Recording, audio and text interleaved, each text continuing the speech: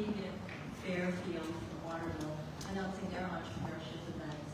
This region really does support all types of businesses at every stage of development. It's been really exciting to see that happen right here in this region. Tonight we're going to introduce you to our third cohort. These founders are driving innovation in clean tech, health tech, manufacturing, outdoor rec and tech, software development, and so much more. We're so excited to share them with you, and I promise you will be inspired by them. We couldn't do what we do without the work of so many organizations and people who help us. So I wanted to just acknowledge a few of them now. First, the Central Maine Growth Council team, which is the Dirigo Labs team, and I wanted to make that distinction. A lot of people think that we're two separate organizations. We are one Central Maine Growth Council organization. We have a terrific board of directors, and we have a great Dirigo Labs advisory committee. Anybody who reports to a board knows how important it is to have autonomy and support at the same time, and where do we get that from others? This year, we had terrific entrepreneur in residence, John Dirigo, and I just wanted to call him out because he designed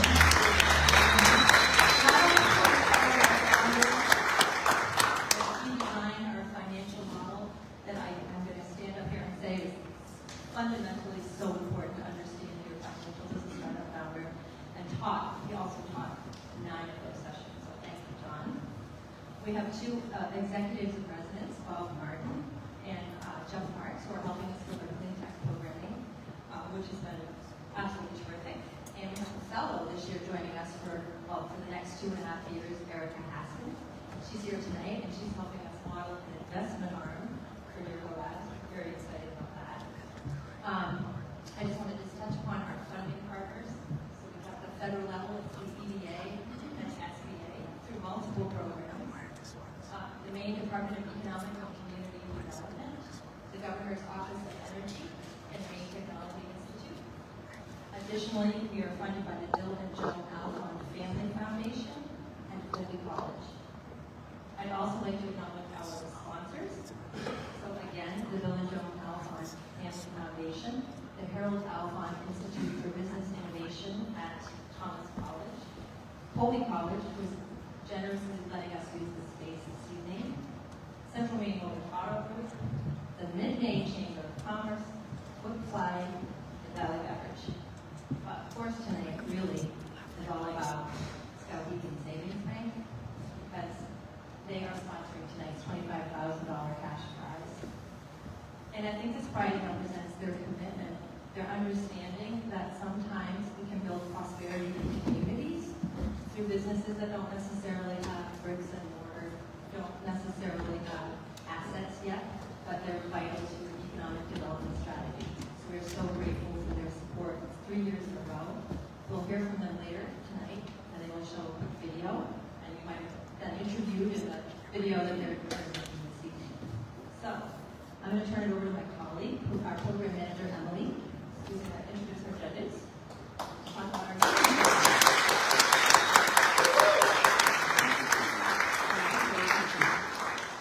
Thank you, Susan. I have a fun job of introducing the really great people that are at the front of the room today. So incredibly grateful for your time, your expertise, and helping us pick a winner today. So down the line, I'll start with Allison. Maybe just give a little wave. This is Allison Harris. She's the COO of Dynamic Grid, and a marketing expert. She is judging the category of storytelling, which encompasses how well they've communicated their concept, which is really important. Next, we have Andrea Baker. She is the president of Focus Maine, and Andrea will be judging impact. Impact can mean economic, it can mean social, and it can mean environmental. So a lot of interesting aspects to that, and I think that's hopefully a fun one to judge. Next, we have Jason Harkins. Jason is the Dean of the Maine Business School, and he will be judging innovation. Our category of innovation does not necessarily require patentability to score highly. It just means you've done something novel and different or made a significant improvement. Susan DeGrossier, VP of Commercial Lending for Skowhegan Savings Bank, Susan, of course, will be judging a capital strategy category. And in this category, that means that you've thought about what money you need to get where you need to be. That's sort of how we try to judge that one. And last but not least, Evan Ryan. So Evan is the principal and co-founder of Croft, which if anybody was here last year, you recognize Evan as the winner from last year's pitch competition. So really excited to have him back. A few just little logistics for the evening so we all can know what's happening. Each cohort company has 5 minutes to pitch. I have a timer up here, so if you hear the beeping, that's what that is. They have a strict 5 minutes. We'll have 1 or 2 judge questions, and then it's right on to the next. We do have an intermission between, so 6 companies, 10-minute intermission, 6 companies. We'll have about 20 minutes at the end while our lovely judges deliberate. At the very end, you'll see in your brochures, and we'll have it up on the screen as well, you all get to decide who your favorite is as well. So the insert in your program, one side of it has the judging criteria, a QR code that allows you to pick your favorite. And you say, what does the audience choice winner win? They win great applause. That is what they win. But it's fun for you guys to be able to vote. On the back side of that, you'll see we have trivia this year. So in order to buy the judges a little bit extra time without all of you feeling too bored, we will have some trivia run by one of our lovely new team members. So you'll find a QR code for that, and we'll remind you of all this later, but just so you know what to expect. And I think that's it. Thank you, Alan.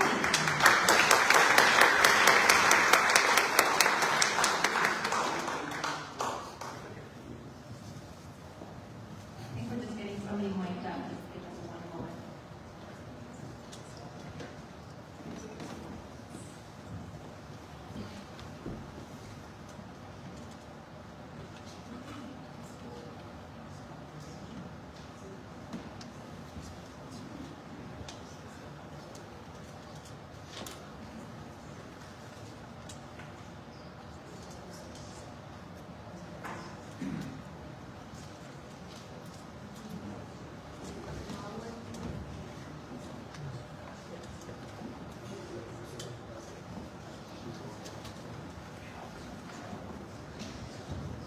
Okay, our first pitch this evening, Green Flag from Awen.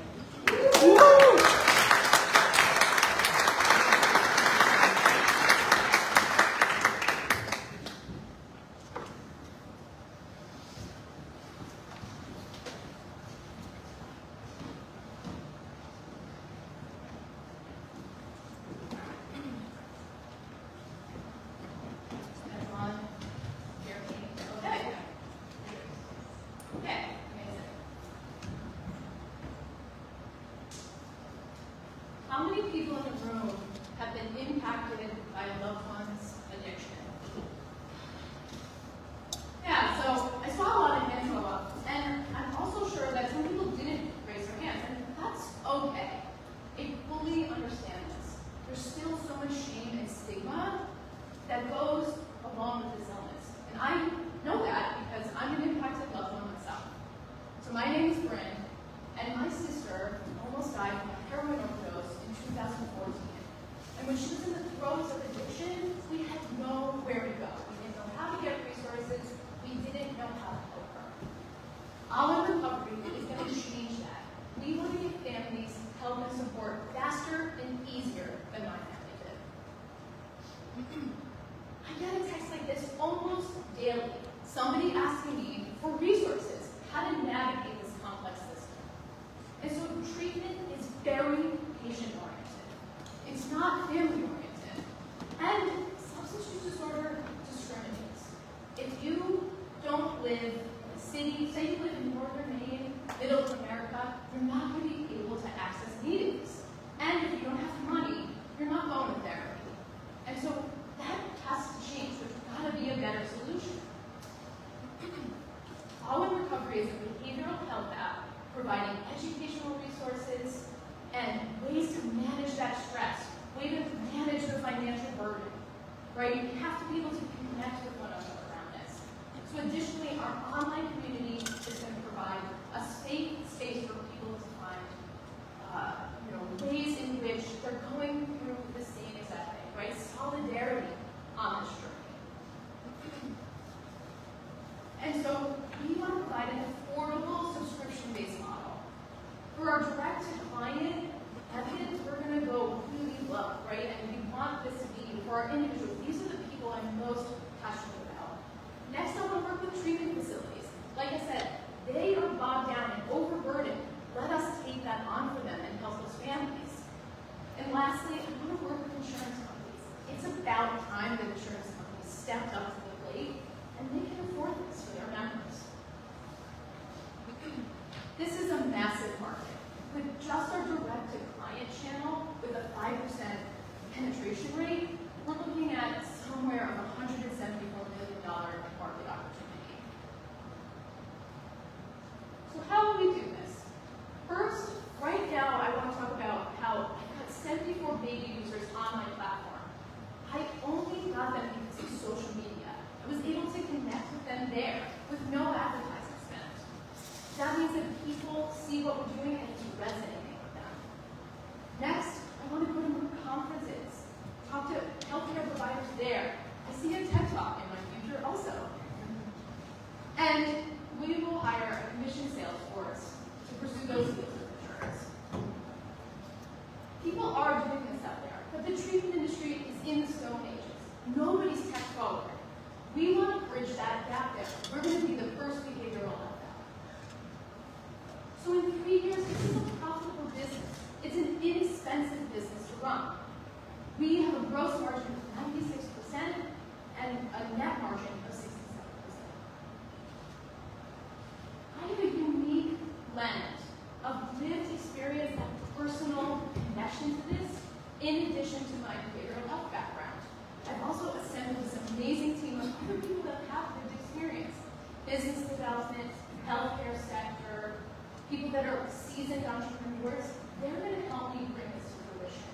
And with $25,000, we'll hire a community manager that's also in our recovery community. So recall the person that you raised your hand about at the beginning of this little mini TED Talk. And would you or can you figure out how you would be able to use us to get better resources for yourself to help that person? We want to eradicate the scarlet letter of addiction and empower families to be proud to get their loved ones support. Thank you.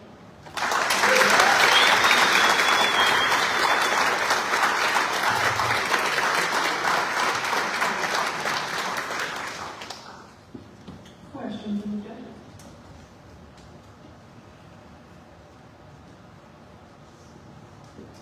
Thank you. That was very good. I was just listening to you and understanding that the network of people on the platform are bringing support to the folks that need it, to the families that need it. Is that the expertise model, or are there other professionals on the platform that help to provide guidance to people in a professional way? Yeah, so the idea is that as we grow, we hire more experts that are on the platform giving us monthly group sessions, or there for more support. You know, like that ones are not people that can also career training around this. That's just as we grow. I think it's a big promise that. But that community manager will be the person facilitating all of this. That person also will have like a counseling background and experience with members. And do those professionals earn any revenue by being part of it, or is it really just something that they want to do because of the passion? Yeah, I've seen paying them for sure. Yeah, it's like per session, monthly session that you get to, get paid by us. Thank you. Yeah. Hi, thank you. We good? Yeah. So question for you, with regards to the fees that we charge, and one of them was the insurance companies, and I agree 100%. Yeah. They should be involved. Yeah.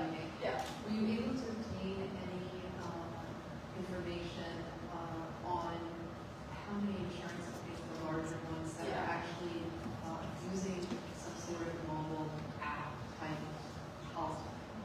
Anything like that now? Were you able to generate any The numbers? data that I collected is around 76,000 people. So when I kind of plugged in my numbers, that revenue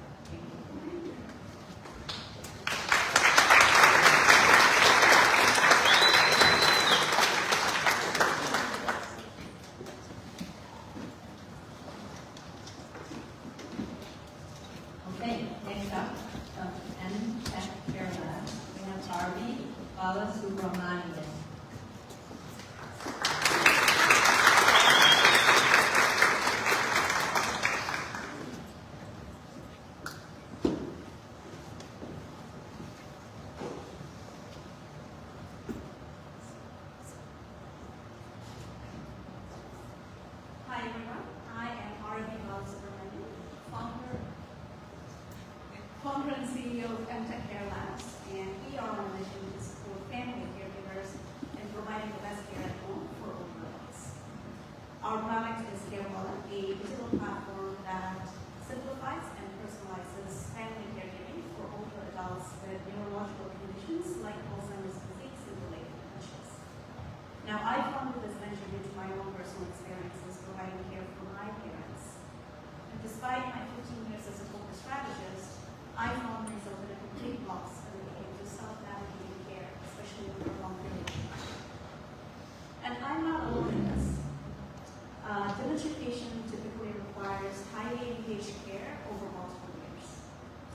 Today, we have a clinical system that supports them in the short term. However, the majority of dementia care happens in a home setting. And also, it requires fairly involved care from family members who are often ill prepared for such care. Not only is this leading to a high care burden for the families, but in the long run also for health plans who are seeing increased ER visits and hospitalizations due to this lack of care support.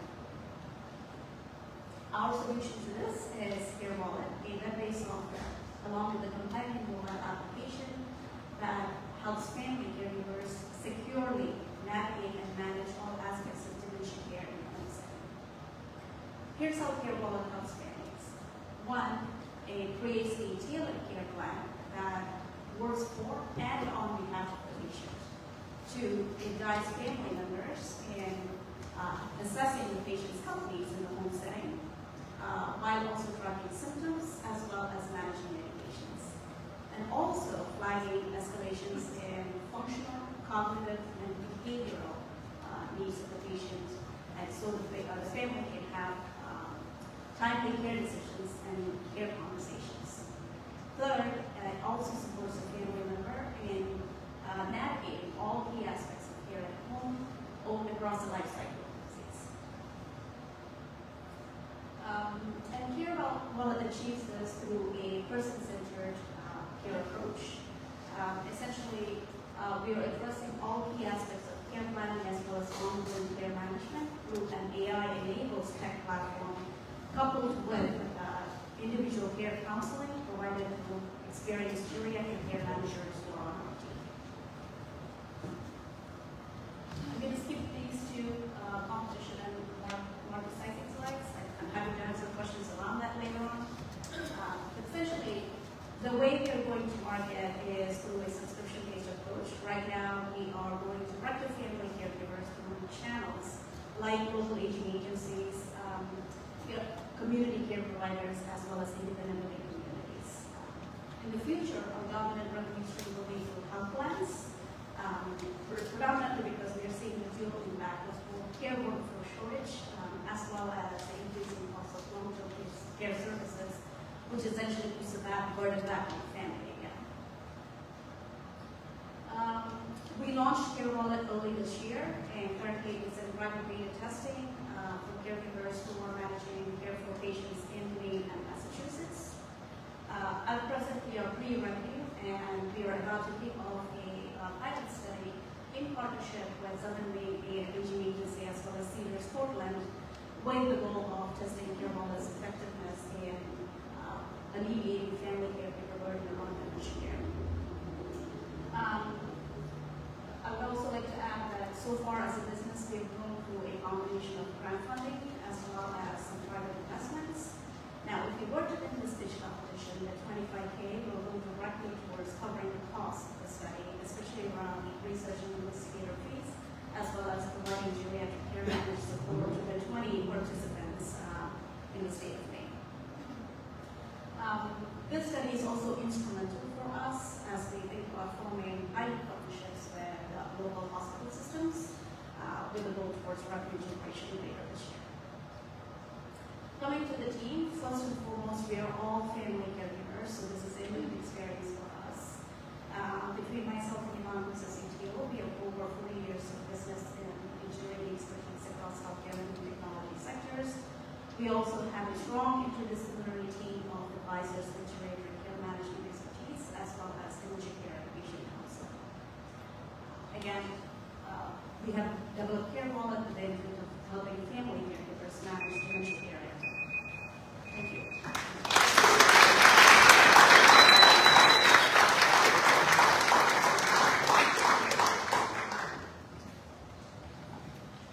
Thank you. I really appreciate this hard work that you're doing. What is the geographical region that you think is apple to platform? Currently, or where we are? You're like in 5 years from now, where would you like Michigan to be? Yeah, so we are predominantly focusing on class because that's where we see the complexity of the healthcare system being a real challenge for family members. And right now, our expansion is essentially state by state. But as we start accelerating and scaling, especially with that, by leveraging AI in terms of how we collect patient data as well as caregiver data, that scale of goals should change significantly. Yeah, thank you. This is really interesting. Can you talk a little bit about how you were positioned relative to the competition and what that differentiator looks like? Yep, absolutely. So first of all, this is a very fragmented space. There is some emerging competitors, so all of these players here are fairly new players in the space. Again, highlighting the need for family caregiver support. One of the key differentiators, other than the technology platform itself, is we approach this with an eye towards collaboration and comprehensive care. So essentially, we're looking at crossover from a family member perspective. So it spans both healthcare as well as financial caregiving because in many cases, family members are pooling money to pay for this care over a long period of time. So our platform is able to handle both aspects of it, which is very unique for us, right?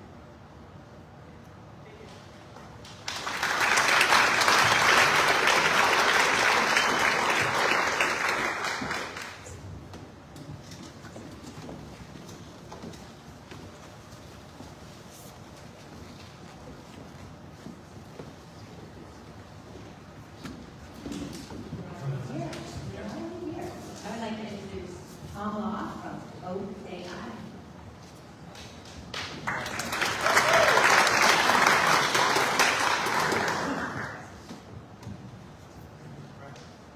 Hey everybody, I'm Tom Law, founder and president of Oak.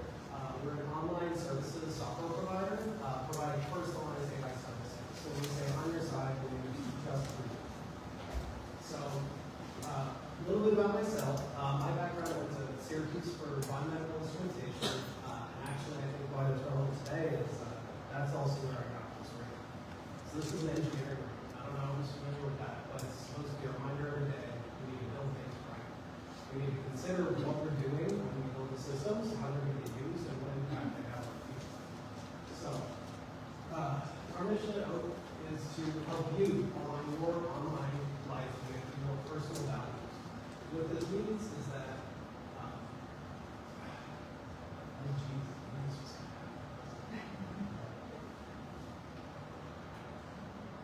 so, back to my story, that's my skill. So after college, I spent 10 years in tech in Austin, Texas, working on like a lot of big high-tech stuff. I mean, my specialty was heterogeneous compute, which is like making lots of computers work together at the same time and solve hard problems. But then last year, I decided to start this company.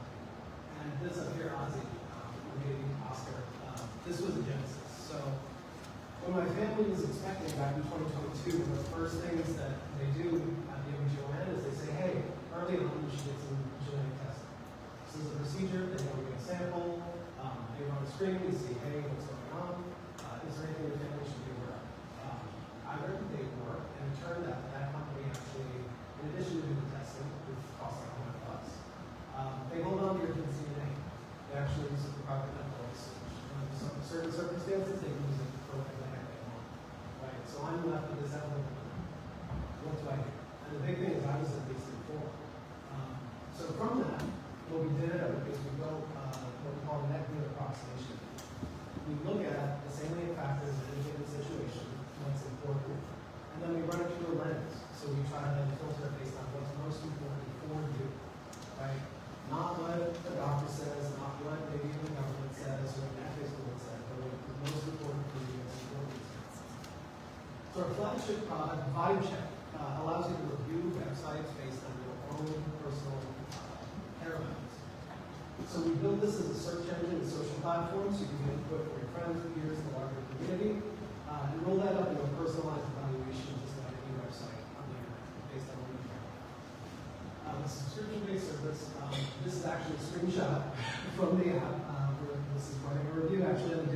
website.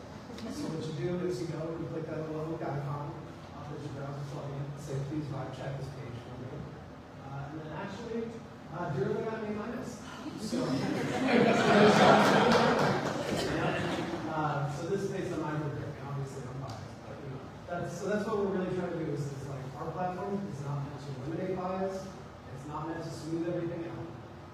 It's there so you can build exactly the most biased model that you want, exactly what you care about the most. So, growth strategy. We've seen early traction, although we've been launched for like a month now with subscription services. We've got like hundreds of dollars of revenue. It's very exciting. With like people that are very aware of online privacy issues. So these are people that are already using tools and services that help them screen websites, that a lot of time they can pay for. The payable market here is about 140 million, even just this year. Looking forward, the growth strategy is to start interacting more with people that want to be informed but don't know what they should care about. And then past that, you know, if we have built this semantic search, how do we highlight what's most important to you? Kind of make it like an everyday tool. Just as you navigate, highlight the things that are important. Then we're looking at third party. So this is close to $1 trillion by 2029 for personalized assistive AI services. Our team is big. We've been around for about a year. And where we are right now is a very diverse team of rock stars, and also rock star advisors at this point. Most of us are in data. So what we do with $25,000 is actually kickstart a data technician program. So one of my earliest jobs was actually working with Boys and Girls Club, just checking spreadsheets. Is this Jeff with a J or Jeff with a G? Can somebody write it down from? We're going to use this to start this entry-level position, non-technical background, and that'll actually start this. So that's us with Oak, and I think this is our vision of a better internet. If this is something that you want to see happen, please sign up for our service. It's live on the website, and that's us. The way your life online should be.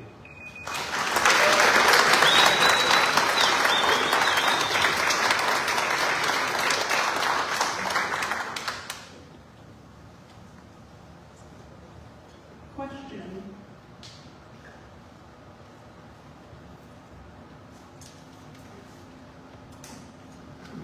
The advisors that you showed, how are they compensated, and how did you come up with $12 per month? What was So, to answer the reverse order, so $12 per month was the price point. So we actually did a pretty big market survey back in January, February this year.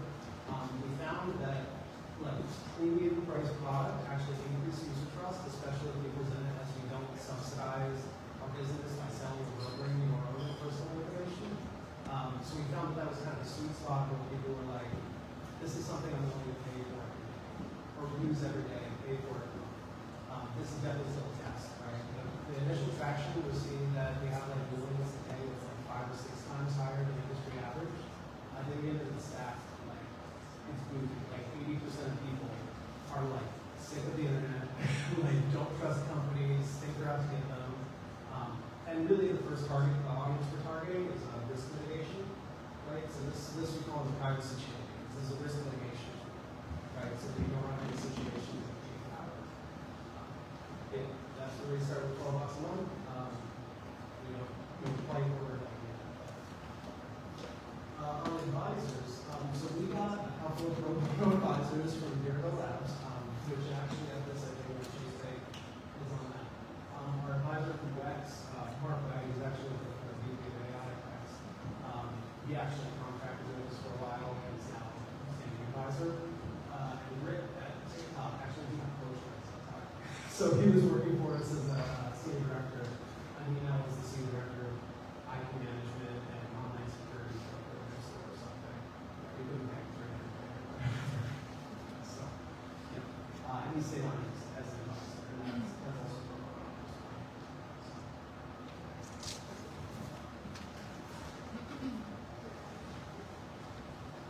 Thanks, Ella.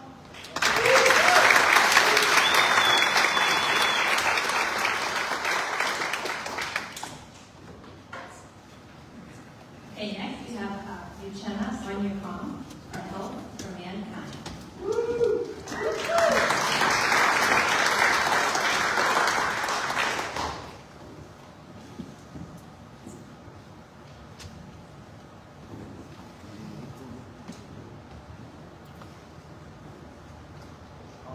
of how many, if any person knows someone with diabetes, I thought so. Because about 10% of Maine are diabetic. And I'm sure some of you will wonder why minorities. Of course, Maine is not diverse, but our focus is on the South population, which is elderly and rural. Hello, my name is Chairman Natural, and the founder and CEO of Karting. So we're leveraging AI to help minorities and the South population manage diabetes in a very personalized way. The problem of diabetes is that African American Hispanic are 77% or 66% more likely to develop diabetes than non-Hispanic whites.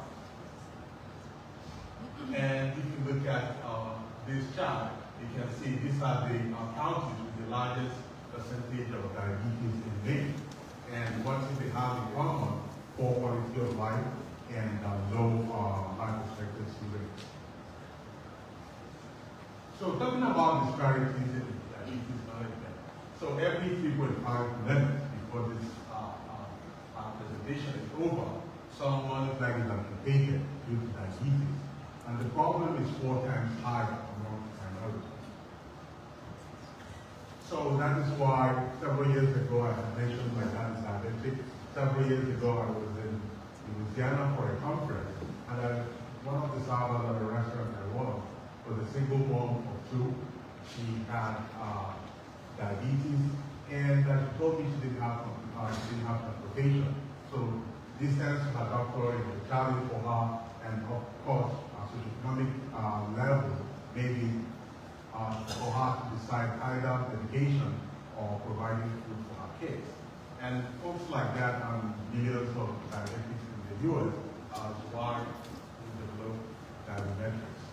It's a patent-pending technology that uses AI to predict not only variations in glucose level, but will put together a customized treatment plan. And most importantly, identify individuals at high risk of complications. Complications that ranges from liver amputation I mentioned earlier to stroke. Not only will that lead to major catastrophic events to the person, that also will lead to our cost in the health system. So this is how the platform works. So the algorithm will track our glucose levels, A1C, medication, and then customize the treatment plan. That's a few slides of the app. And this is our team. I've spent a lot of years managing chronic disease within minorities and the South population. And I have a South power team of advisors and other colleagues. This is our milestone so far, and we're currently actually participating in the Dirigo lab and the institutes. This is this market size. Our overall market size is 4.1 billion, and we're focusing on 150 billion minority population. This is our business plan model. So revenues from the app and hardware sales, which will be the dongle I have in my pocket and attach it to your phone, and you track the glucose levels. So this is where we start off with the rest of the competition. Our value proposition is not only do we prevent and complications, but we have a deeper personalization for diabetes management. This is the expected revenue within the next 5 years. It's our initial push. We're launching next month. We hope that by the next 5 years, we should be generating significant revenue. So that's just an overview of my presentation. So my presentation is a call to order. The state of Maine health disparity costs yearly 0.6% of the state's budget. Health disparity is no longer a good thing to face, but it's costing a lot of money. So the more we can address this challenge and make sure that not only are the underserved population, rural and elderly, and also minorities, there are new Mainers, there are also some minority population in Maine, that will lead to a better outcome, improving the quality of life of the individual themselves. If we win this, It will help us to launch next month to the broader market where we hope to change the narrative to diabetes management. Thank you.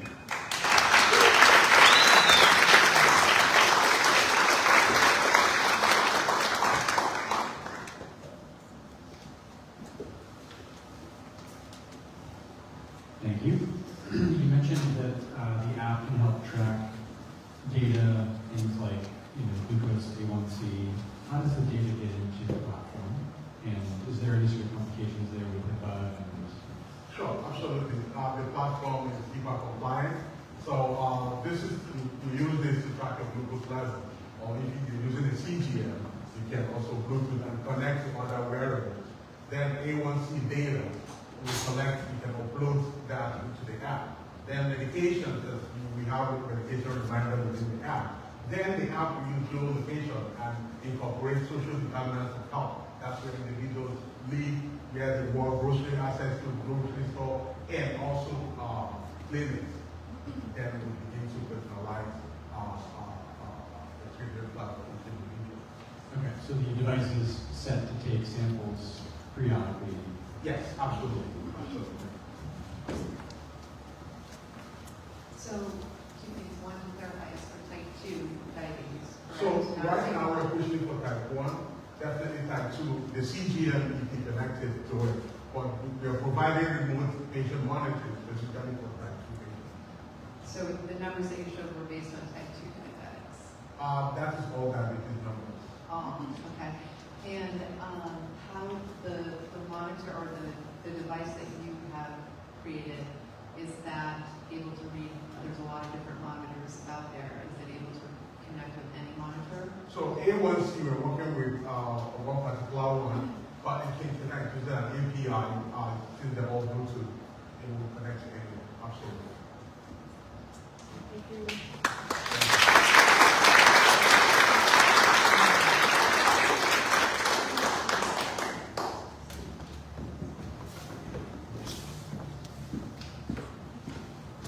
Buckle up, everybody, and welcome Jim Paulette from New England Karting Challenge.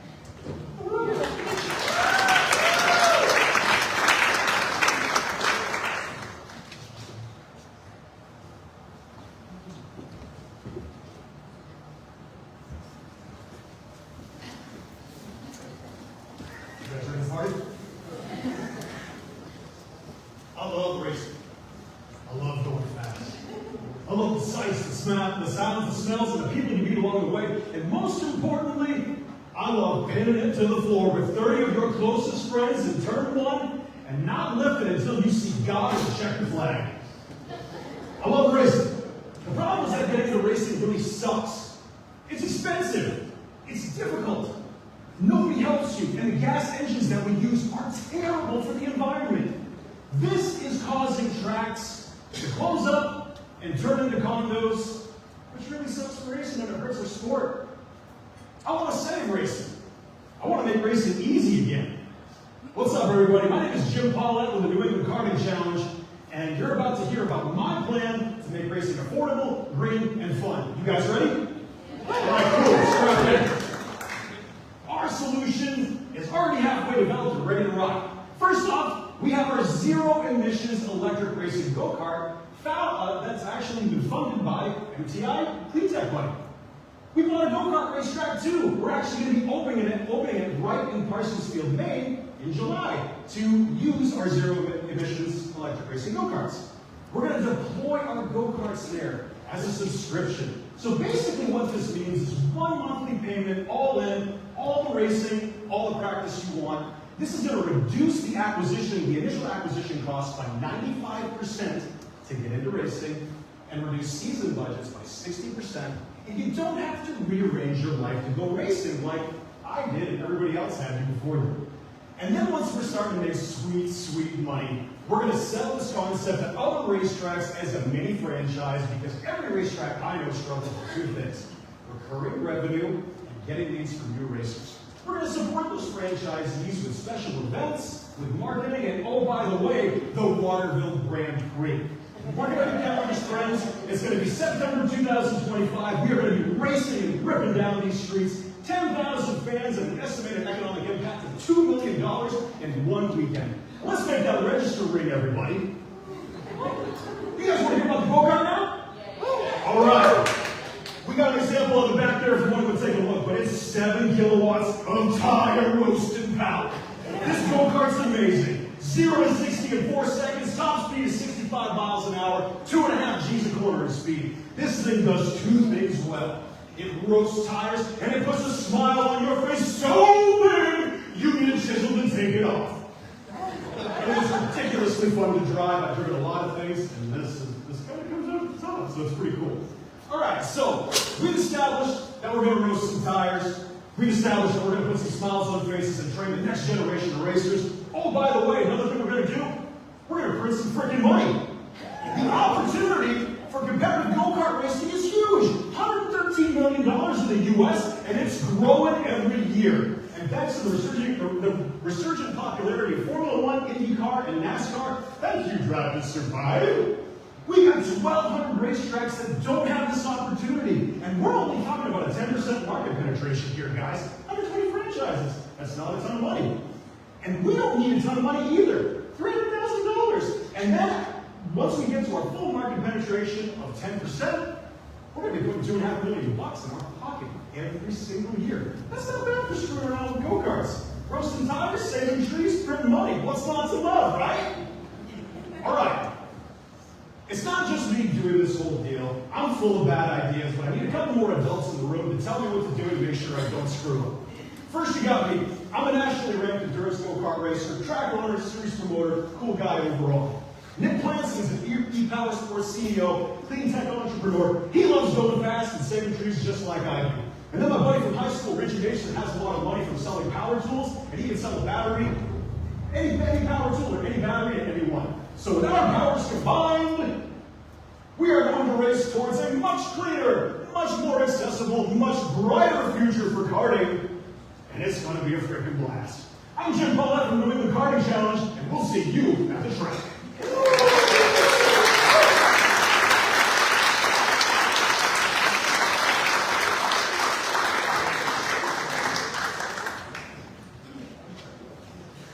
Thank you for that.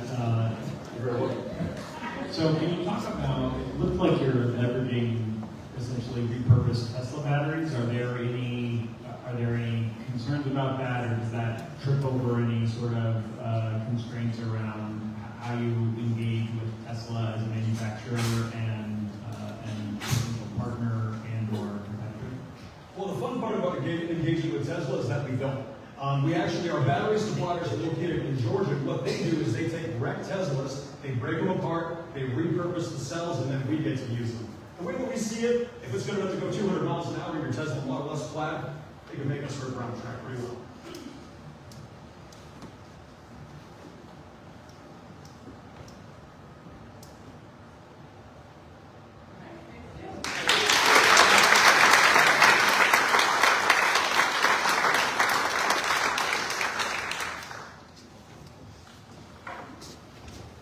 Okay, from the racetrack to the ocean, please welcome Bernard Pinier of Finsulate.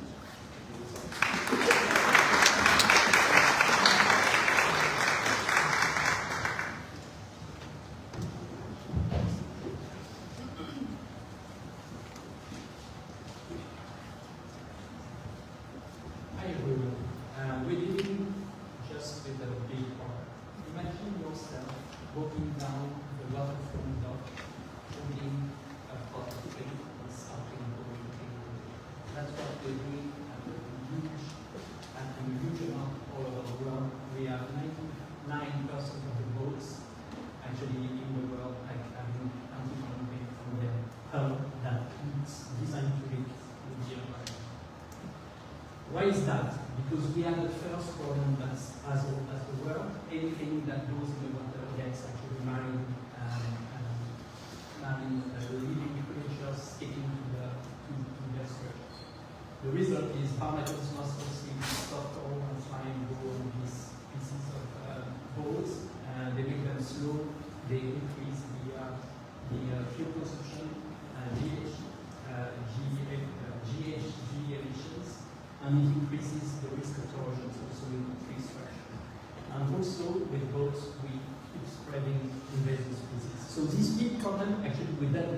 creating another humans. And this humans problem is the 26 million gallons of anti-fouling chains floating every year in the world, which contribute to pollution. We get to that microplastic evident biocides. They're inefficient, average of repainting, scraping, 1 year to 5 years, depending on the types of boats, and expensive. All are now based on copper, on index, on the price of these chemicals. So we come in with a solution. And then here we have Finsulate. We have designed actually a synthetic wrap that is inspired by nature, inspired by the sea urchin. And this wrap actually can be applied to any structure that goes in the water. It's fully recyclable at end of life, self-adhesive, and we can train both young people to do it. This is what we offer as a value proposition to mariners, boatiers, and shipyards. Basically, no hazardous materials, no health and safety, much simpler, less insurance, lower cost of time and saving on the maintenance of the boats because we pressure wash them. The water can go back to the environment. EPA, DEPs have been at there's no means of living. We don't use chemicals where they can go found in the system. And improve staff retention. We see boatyards interested by having better kind of processing on their sites. We have proven results. We've got boats now hitting almost the 10-year marks in Europe. And we have more than 900 boats that have used this process in Europe. So plastic pollution, now the data is out in Europe. It's humongous, 20% of plastic pollution in deep seas coming from anti-fouling baits on boats. But in estuaries and Mid-Maine, it's getting to 80%. So that's where we bring back our oysters, our mussels, and the protein of the future. We have a measurable impact on plastic pollution by using Finsulate. We can reduce plastic pollution by 50 to 90% of the life of the rock.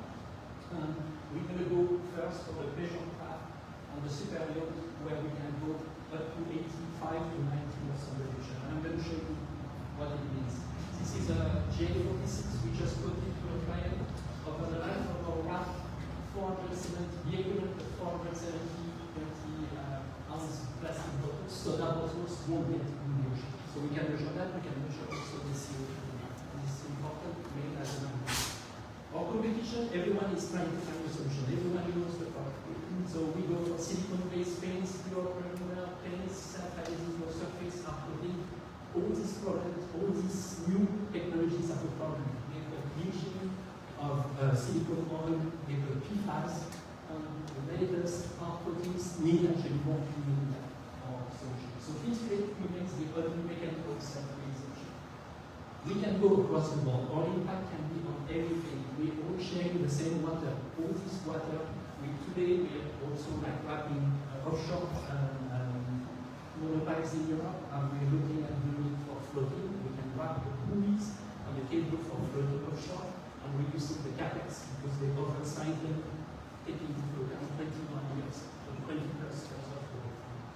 But this is the recreational boats, and we're going to go for the recreational boats because we bet on the fact that people using recreational boats are looking to having a positive environmental impact. And there's the fastest growing market here in the US, and consumers are looking for actually those environmental solutions. This market, okay.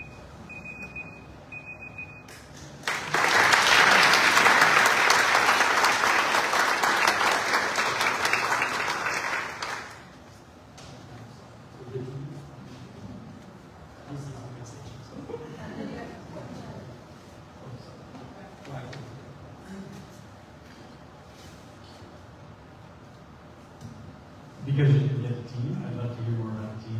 Yeah. Okay. So the team, that's me. I've been in sustainability for now 15 years. I moved to Maine 6 years ago and decided to find something that was going to sense here. So I'm moving in a new American citizen. Sunshine in the audience. Sunshine is a serial entrepreneur and also a lobster woman, certified lobster woman, and she knows what's going on with the water, and there's great support. Rick is a PhD corrosion artist, he's based in Deutschland, and he had the light bulb moment in the water within the realizing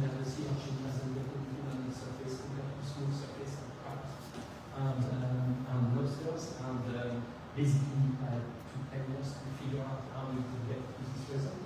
And Marion is based in France, and she's been on the French television and Caribbean market. Thank you. And again, this is our target.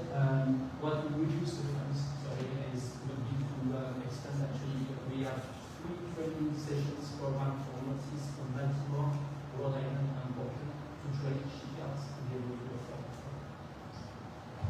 Thank you. Okay, my question is related to how reusable is it? I saw that it's recyclable. Yes. How often does one need to replace it? So we warranty 5 years, but with the boats getting, Say it again? we warranty 5 years. 5 years. Okay, so but we have boats going to 10 years. But your question is very interesting about recycling. So this product is polyester and pure nylon fiber floating. So when you remove it at the end of life, we can reapply and the corrosion barrier is still there, and we can do it. But we put it in recycling. We're looking into doing an SPIR program to find a way to have the same product for the membrane and for the fiber, which will allow us to protect it from shipyards and melt it. So we will do it. That's what I do.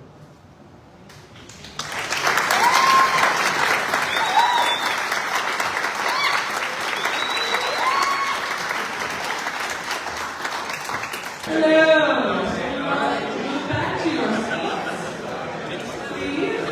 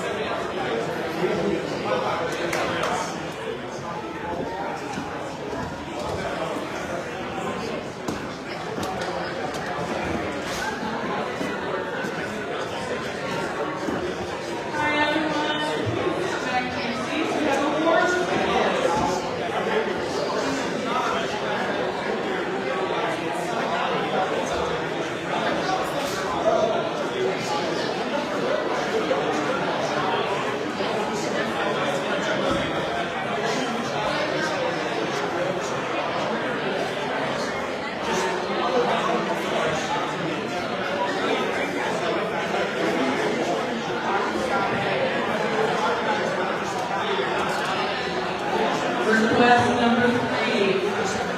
Please come back to your seats. Please.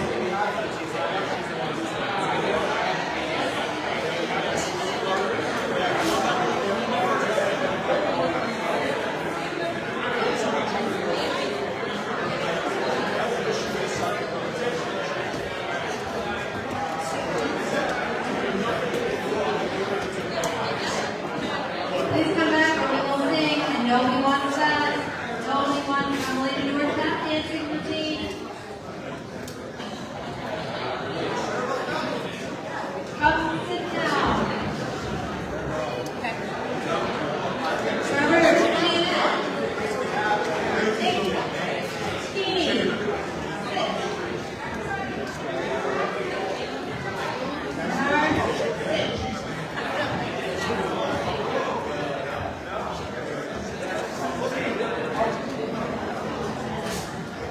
Okay.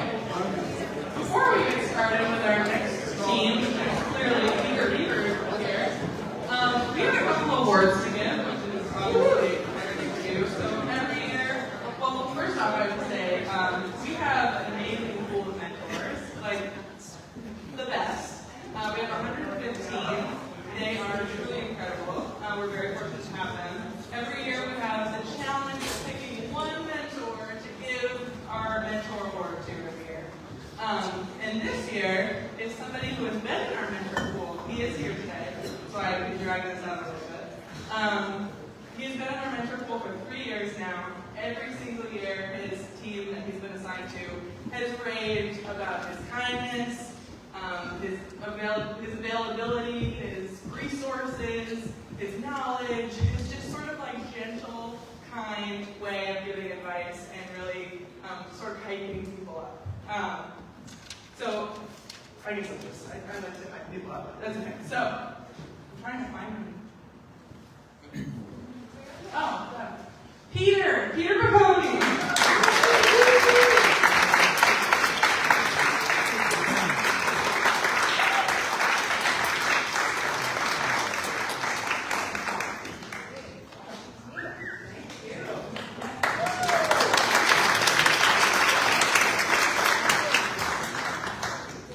Peter's awesome.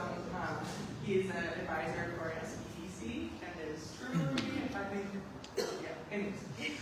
So the other award that we give is called the Presenter of the Year. So he unfortunately was not able to be here because I believe he lives in North Carolina. But is another person that has given his presentation, I think 2 years in a row now. And each time, Susan and I always come out of it saying, wow, we learned something. And we listen to presentations all the time.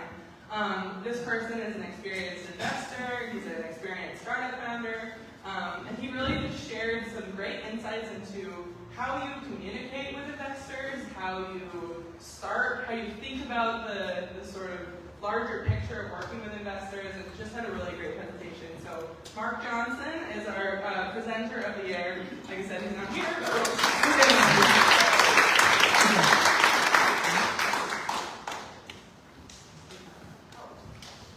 Okay, get ready for Perennial Renewables, Nick Lacasse and Ryan Coughlin. We'll be presenting together.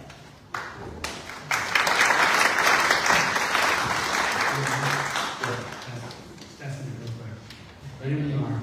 Okay. On the projector in front of you is the cost of good in Maine. Now this good is twice the cost in winter than it is in the summer. Does anyone know what this good might be? It's power. This is electricity. And right now, today, the price of electricity in Maine is twice the cost for next winter than it is for this upcoming summer. Why is that? We're resource constrained during our winters. We can't get fuel into the state to produce enough power. This will get worse as the renewable transition to clean power marches forward. We're Perennial Renewables, and we're here to sell you our clean solar electricity during Maine's darkest and coldest days. My name is Nick Lacasse. I'm proudly born and raised in Augusta, Maine. And before boomeranging back to Maine to begin Perennial with my co-founder and friend Ryan, I worked in New York City for an electricity and natural gas brokerage company.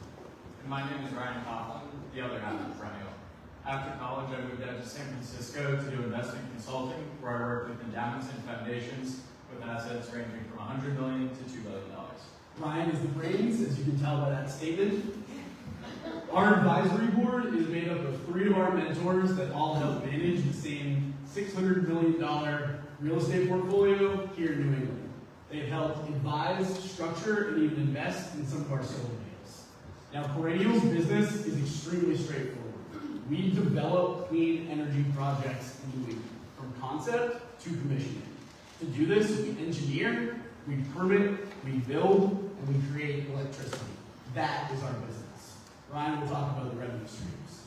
So Perennial has 3 main revenue streams. The first is solar development asset sales, where we develop projects through the engineering and permitting phases and then sell them to institutional investors.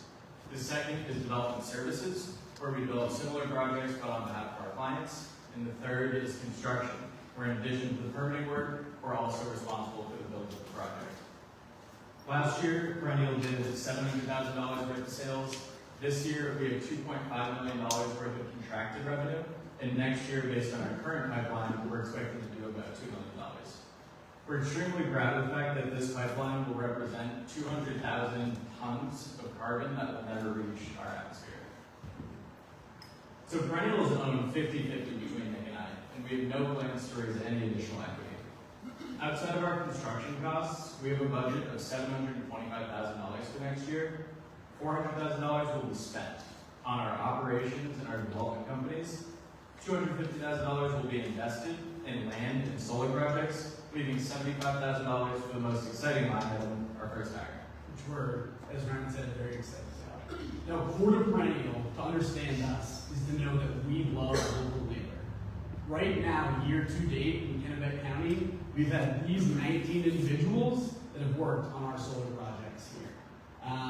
All of these people work for Kennebec County-based subcontractors.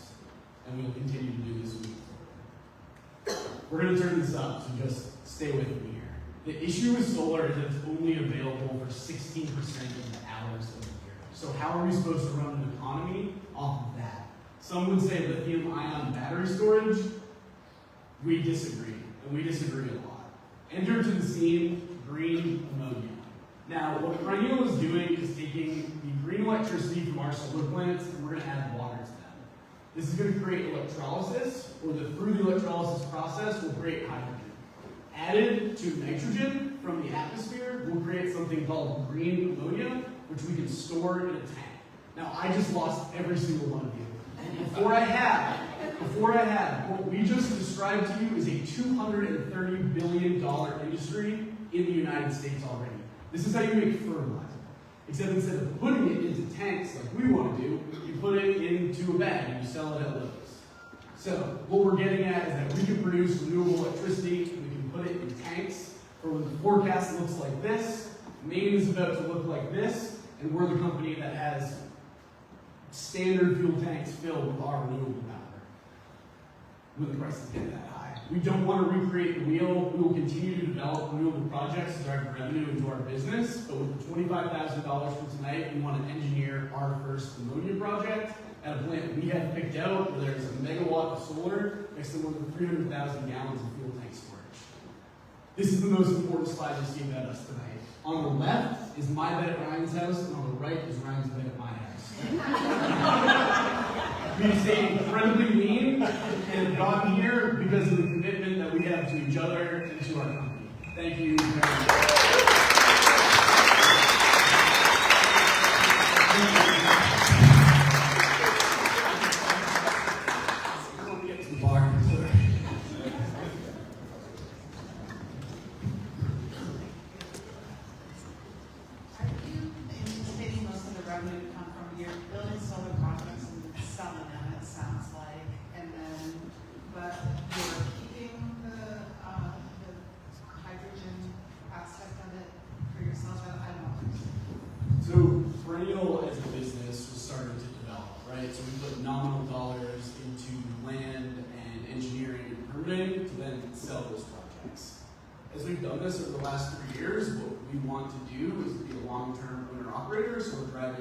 Revenue over long periods of time.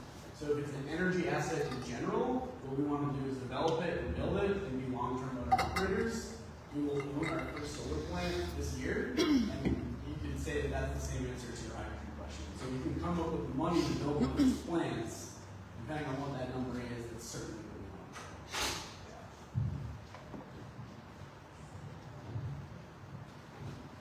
So I kind of follow the science of that. Yep. And I'm curious, how innovative is it? Is it being used other places? So the Haber-Bosch process was created 100 years ago in Germany. The Germans were very smart, but they were running out of food. So they call it synthetic fertilizer. They were shipping in They were shipping in fertilizer from South America. And so for like 15 years, the Germans tried to figure out how to create synthetic fertilizer out of the air. It happens, like we said, $230 billion now. It's a standard industry. It's going on in Maine and Searsport for chemicals.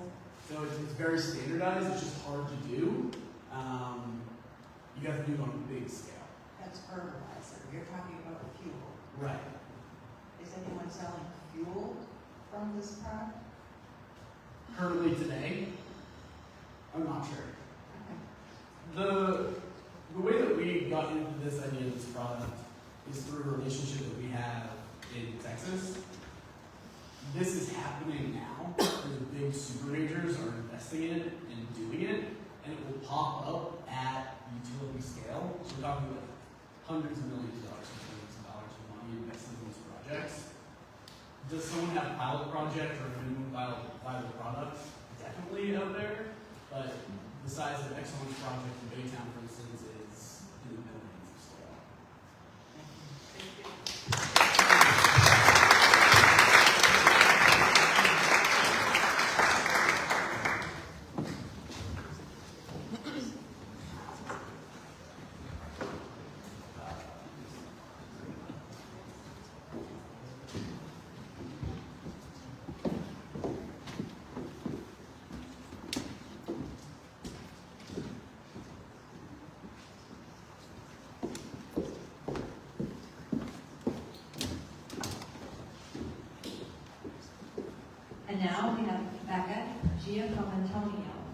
of LunaDesk.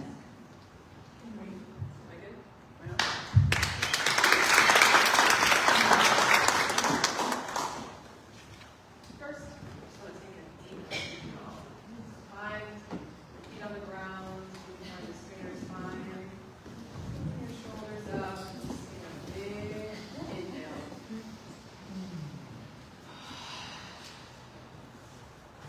Remember that feeling. What follows is a very abbreviated story of this little girl in a bucket, who from the dawn of time, at least the dawn of her life, was told that she needed to sit still. Whether she was at home or at school, and then later on at work. It seemed everywhere she went, people wanted her to sit still. So she tried. She did. She gave it her best. But one day she was sitting contorted at her desk, and she had enough. She said, "You know what? I'm done." And so she created a desk that would allow her to work from any posture in any place she wanted. And that desk is called the LunaDesk. Our mission is to give our market potentially you the opportunity and the freedom to work in a way that works for you, wherever you are, in whatever posture that is, so that you don't have to compromise your wellness for your work. Because the human body was made for movement. Modern work solutions were not. That little girl, she wanted to sit outside. She wanted to kneel. She wanted to squat. She wanted to sit. She wanted to stand. If you haven't caught up by now, I'm a little girl. Because it felt good. But not only that, she needed to. And she noticed that other people were suffering, sitting contorted in their chairs as well. And this is serious. Work in modern settings has been epidemiologically linked to a variety of maladies, both physical and emotional. There are some solutions. You're thinking about your sit-stand desk that was even from the floor to standing, but the problem is you're locked in that one place. And as I mentioned, that little girl, aka me, likes to be outside. When it's sunny out, we get 16% of solar. I want to be outside with the sun, and my desk needs to move with me. None of these options do that. This is the solution. A 10-pound, sustainably made, in Maine, ergonomic laptop desk designed for movement. It has 2 trays to support your ergonomic stability, which means that your spine is straight and your shoulders are open. And it only weighs 10 pounds, as I mentioned. It waxes and wanes in different postures, so you can kneel on the floor, you can sit, you can stand, you can squat, at a bed, at a desk, at a kitchen table, at a picnic table, my personal favorite, on the ground, on the porch, wherever you want to, in whatever posture your body craves. There are 3 addressable markets for this product. There's the work from home market, the neurodivergent market, and of course the wellness market. Now obviously there's some overlap between those 3 markets, but we're going to focus on the wellness market for the purpose of this presentation because it's the biggest step. $1.8 trillion global wellness spending. Now, based on our successful Kickstarter that we ran in 2022, we know that our target market is women who work from home. And let's say the woman makes an average of $74,000 a year. They spend 5% reportedly on their wellness income. That means that we have a market of $250 billion out there for us. Conservatively, we estimate we can capture 1%, which gives us $2.5 billion. How will we do that? Well, we've stayed as lean as we can. We've accepted loans to get us started to develop an MVP, minimum viable product. Then in 22, we took in a mix of investment and loan to cover costs associated with Kickstarter. As I mentioned, we ran a successful Kickstarter in 2022 that got us $20,000 in revenue, and then we sold an additional just under $3,000. In 2023, we took what we learned from that Kickstarter and really renovated. We looked at our brand, we looked at our marketing strategy, we looked at our business operations, we looked at our foundation so that we could launch fully in 2024 with the goal of being a Maine business, partnering with Maine manufacturers to create a desk that goes global for the wellness market.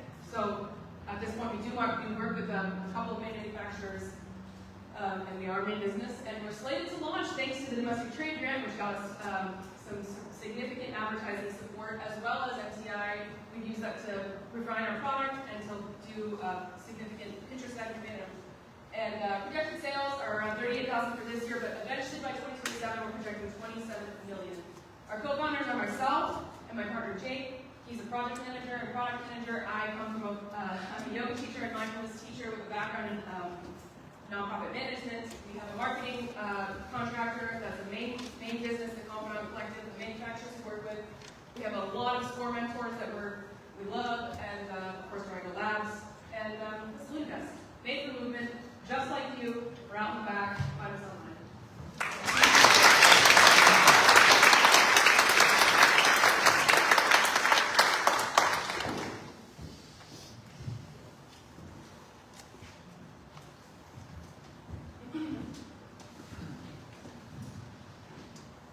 I hope I can miss this, but can you talk a little bit more about price and distribution?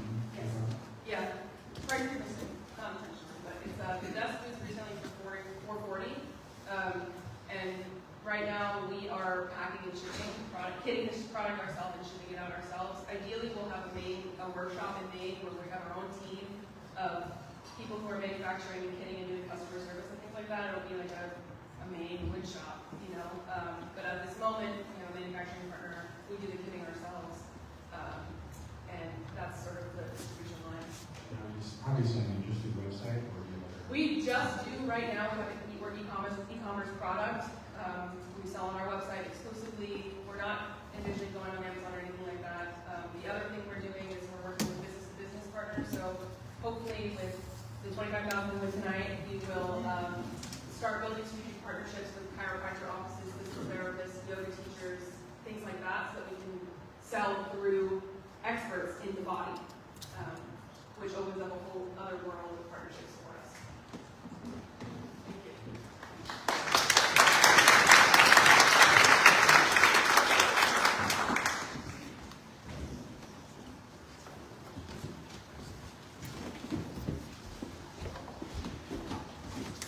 Now I'd like to introduce Jessica Chalmers of Seaweed.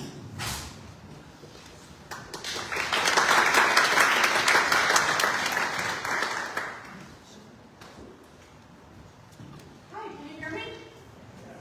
Hey. Okay, I'm Jessica Chalmers from Everything Seaweed. Everything Seaweed, what's that mean? It means I love seaweed. And I'm really hoping that you guys love seaweed too. Did you attend Seaweed Week? Yay! Okay, but who are we really? So we're making advanced materials from seaweed. We're BC, and we are making cool stuff from this raw material that's out there.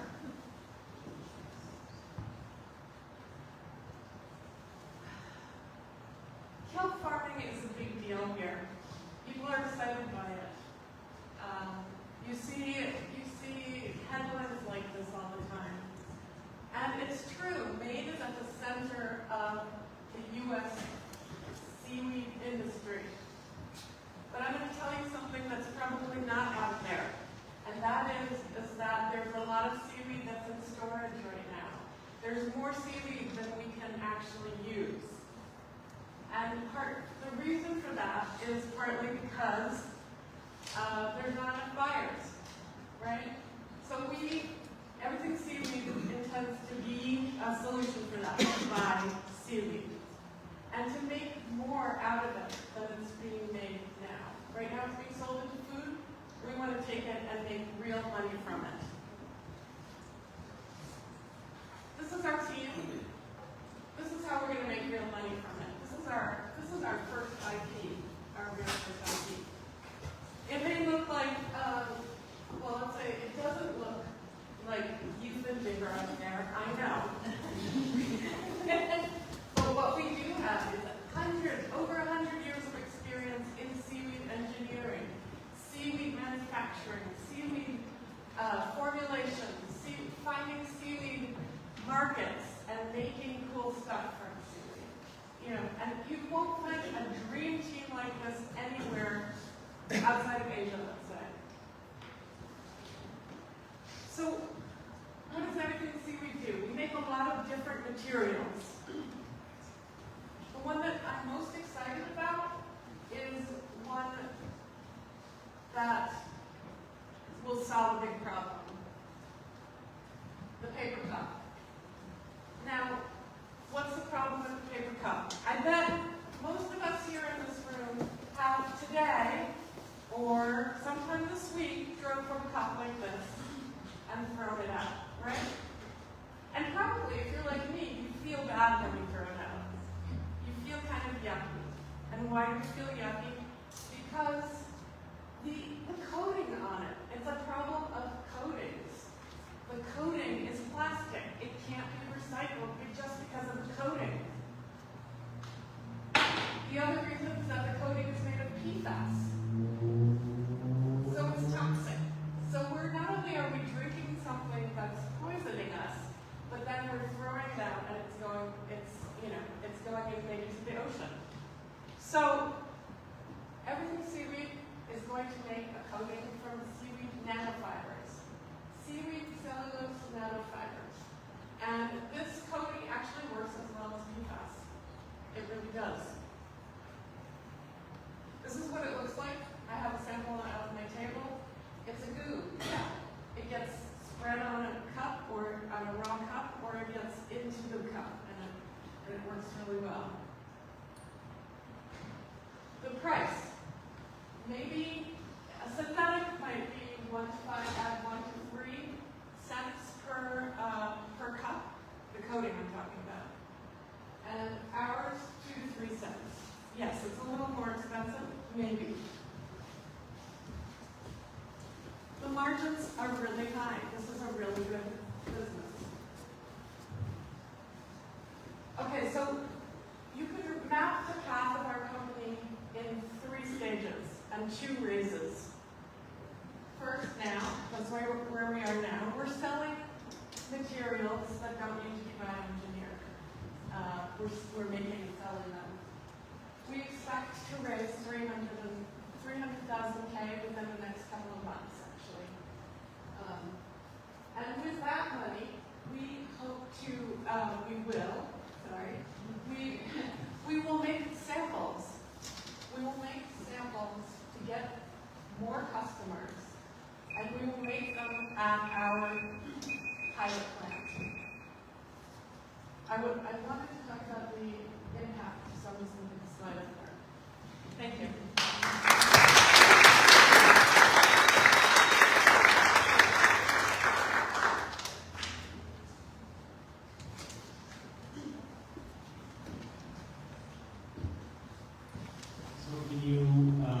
So thank you, that was really interesting. Can you share with us what the plan is for distribution? Is this something that you sell into existing manufacturers, or are you planning to manufacture cups yourself? Like, how does this fit into the value chain of how we move these products in the market?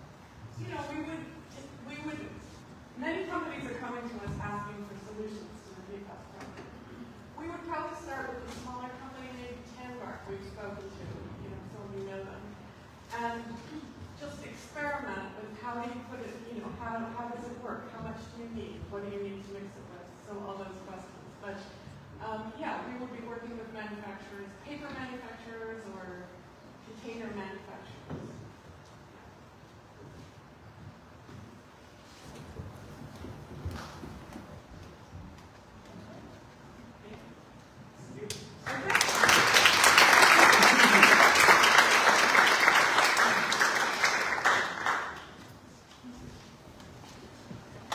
Okay. I'd like to introduce you to Alivo, Max, me, and Haley Lister.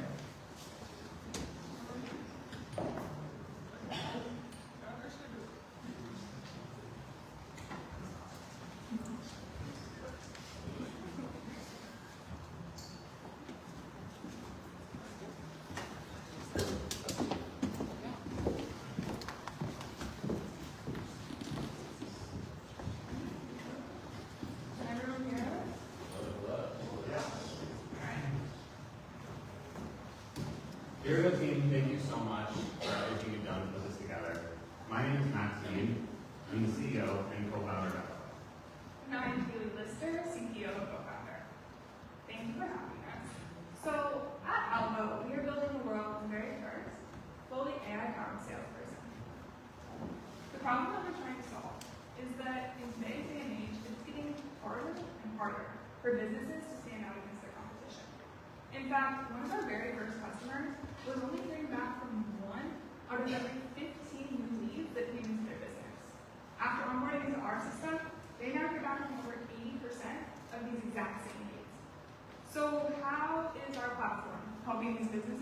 more sales. We have created a super simple, all-in-one solution that uses AI to capture and convert leads entirely on autopilot. So our initial product offering actually uses text message to reach out to new leads, qualify them, answer questions, and even book appointments directly on the business owner's calendar. So the thing that really sets Alivo apart is our approach. Most systems are creating solutions that put more and more tasks on an already full business owner's plate. Our system takes the opposite approach.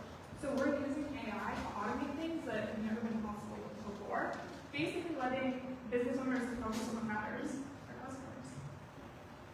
I'm excited to share some early success signs that we've already seen. So something that we track really closely is click rate, which is basically how likely a customer is to click the link at the end of the conversation. Industry standard says that 5 to 15% of a click rate is excellent. We're already seeing over 60% for all of our campaigns. We're also seeing early success from a revenue standpoint. We've bootstrapped our way over 10 months, spending only $44,000 to $99,000 in annual recurring revenue. The benefit of Alivo is we've been able to power over 3,000 fully automated conversations where we've been able to collect data on how we can convert businesses at the highest possible rate. We're taking advantage of the SaaS subscription revenue model. And one of the benefits of Alivo is it's able to pay for itself by closing just one job in our target market.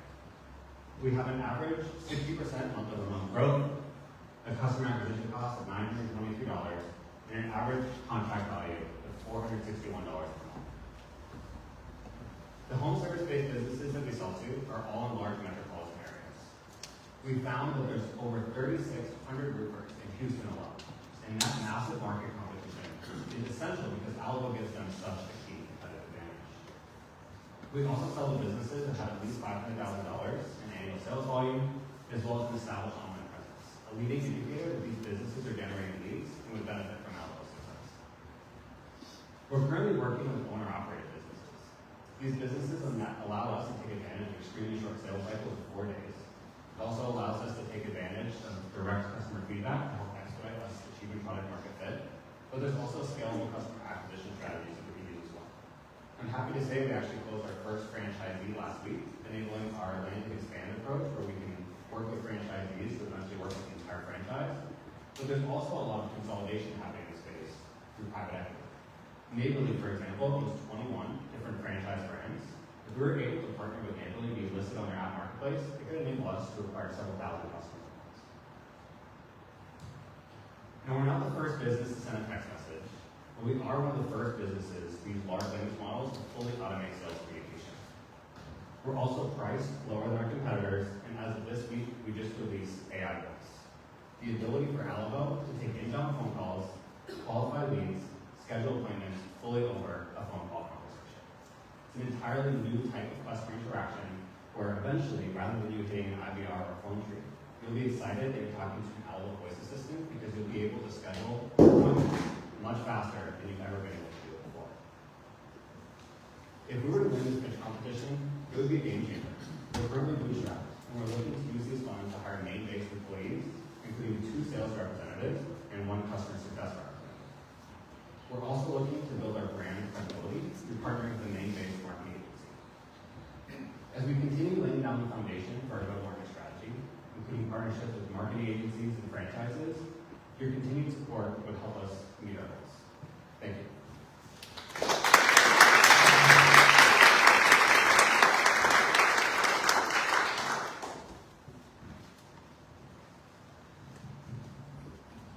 Thank you, that was great. How are you protecting your technology from other competitors? You showed us that there are some other companies out there doing similar, but how difficult is it for them to add services that you're currently offering? It's a great question. So right now there are some people in the same space when it comes to sending text messages. But one of the things that we've observed is in this market, people are using field service management software which are very much focused on scheduling jobs, managing your guys, supply lists, but they don't have a great lead management toolkit. So one of the things that we've done to enable those pieces of software to use Alivo is we've created direct integrations. So rather than having the need to be able to create the same sort of IT strategy, they can actually leverage the data that Alivo has, so we can convert at an extremely high rate. Like the here they said 60%, and actually adding these people directly into the field service management system, given all the context we've been able to create around the conversations. Thank you. So, have you ever thought, or do you use your own service in order to generate sales into your own sales pipeline rather than scale into a franchise model? Yes, so we do use our own service. We were our first client. Was our client and yourself? But we do particularly work with home service providers. So as we kind of build the technology further, it's definitely getting more specialized for these clients. But we actually just had someone Tuesday come in through our system, get fully converted via Alivo, and it was a great day for us. We're like, oh, let's be our customers.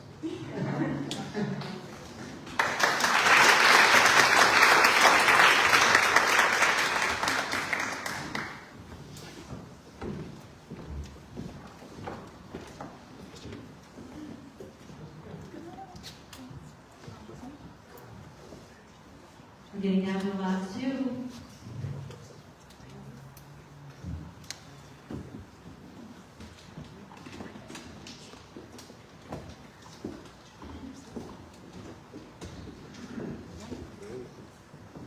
Please meet Jason Hines of ClaimData.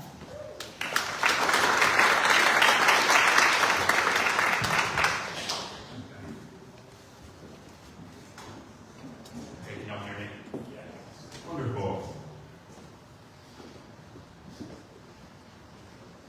Okay, I'm Jason Hines. I'm so excited to be presenting to you tonight. And I'm a disability lawyer, and ClaimData grows out of my work over the last 9 years, helping some of Maine's most vulnerable people get the benefits they need to live with dignity. And I'm going to tell you about one of my clients, Lisa, because her case represents a problem that I saw again and again in my practice. Now, Lisa used to be just like you. She was a hardworking Mainer who never dreamed of going on disability. She had a job as a manager at Lowe's, a position with coworkers that she loved. But then she developed debilitating migraines. And after a year of failed treatments, her neurologist finally recommended that she apply for disability. However, when she applied, she got denied. Why is that?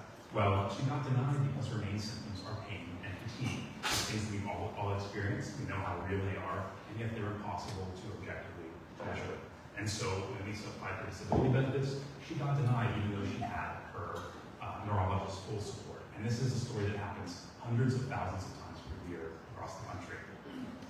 Lawyers like me try to prove these unprovable symptoms for our clients so we can get them the benefits. One of the ways we do this is through what are called pain journals. And so we see here pages from Lisa's pain journals. This is recommended as a best practice, but I can also tell you that it is a very frustrating practice because you have to remind the clients to do them. You have to collect and scan them, and then they write down relevant information. And then when they actually use it correctly, well, then you've got to read all these handwritten pages. Busy lawyers, busy doctors, and busy judges don't have time for this. I wanted to do better for my clients, and I wanted to make life easier for myself, so I put together what I call my ClaimData prototype. I sent my clients a daily email with a questionnaire. In that digital format, I could use their responses to make simple charts and graphs like this. Made it much easier for me to review, much easier for their doctors to review and support them, much easier for disability judges. It helped me to win Lisa's case and many others based on that success, knowing this was a large market, and with angel investment from a fellow attorney, I started ClaimData. This is ClaimData. On the left, you see the client phone app, in the middle, the attorney dashboard, and on the right, the summary PDF reports of clients' responses. A totally new kind of evidence that lawyers like me can use to prove our clients' claims. And there are over 5 million such claims per year when you combine Social Security, workers' comp, personal injury, all told in 2022, combined recoveries and settlements and payments of over $110 billion. I put together an amazing team to go after this large market. In addition to me and my software development partner, I have 4 expert advisors. They all have experience, track record of helping to scale tech startups, and in particular, legal tech startups. And we're already having great success. We've got 2 firms on a free trial, 6 contracts out for signature. We've partnered with 1 law school, and as of last week, we have 2 paying customers. Very exciting. We got those customers, thank you. We got those customers because they are members of a group called NOSCR. Now, NOSCR is the largest organization of disability attorneys in the country, over 2,200 members. Nostr held an RFP process to find a symptom and disability tracking software. They chose ClaimData. We're now part of their official member benefit program. We've also entered into a 3-year marketing relationship with them. This means we have unique and privileged access to Nostr's over 2,200 members. Excuse me. This also means that we're perfectly positioned to use the prize money to execute and accelerate our land, expand, and scale go-to-market and capital strategies. So in this first stage, we'll hire a Maine-based marketing expert to leverage that Nostr relationship, turn those Nostr members into ClaimData customers, and then many Nostr members also work at larger firms. These firms have personal injury, workers' comp departments. So this Nostr relationship actually allows us to get a foothold in those much larger, more lucrative practice areas. So, excuse me, with the traction that we'll gain during this land phase, we'll be well positioned to raise a seed round. We can further expand into personal injury and workers' comp. And then, if necessary, from there, we can raise a Series A to scale across all practice areas. But again, right now, we're focused on this land stage. The $25,000 will allow us to not only land, but hit the ground running. ClaimData has a unique value proposition in the large and growing legal tech market. That's very exciting, but even more exciting is the fact that ClaimData's success is going to mean more fairness, more justice, not only for sick and injured Mainers, but more fairness and more justice for sick and injured Americans nationwide. Thank you so much.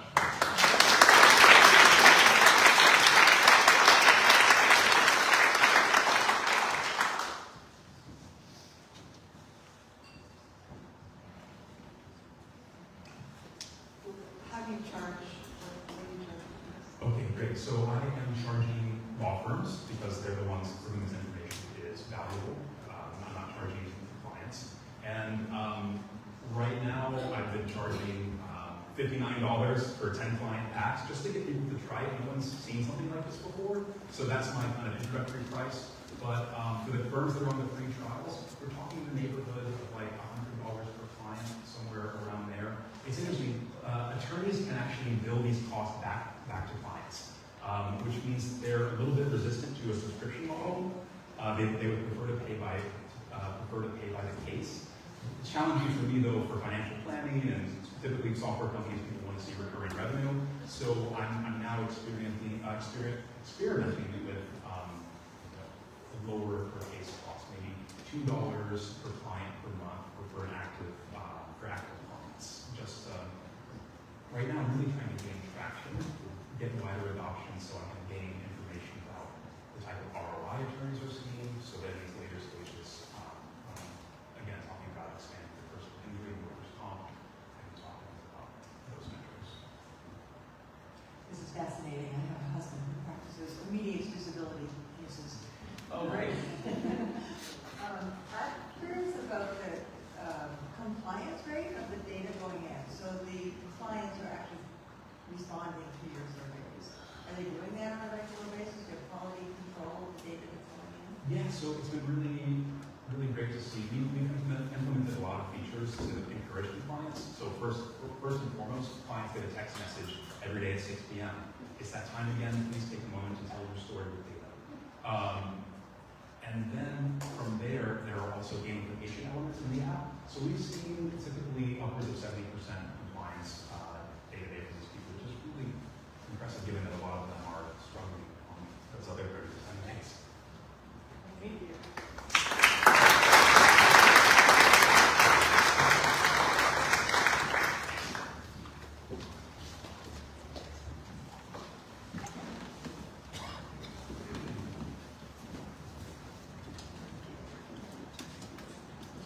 All right, we're at the very last pitch. I'm so excited. It's Rob Thompson from SnoYak.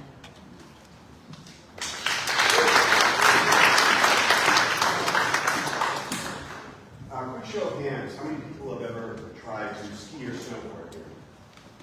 Well over half. So you're probably aware that it can be a long and difficult learning curve.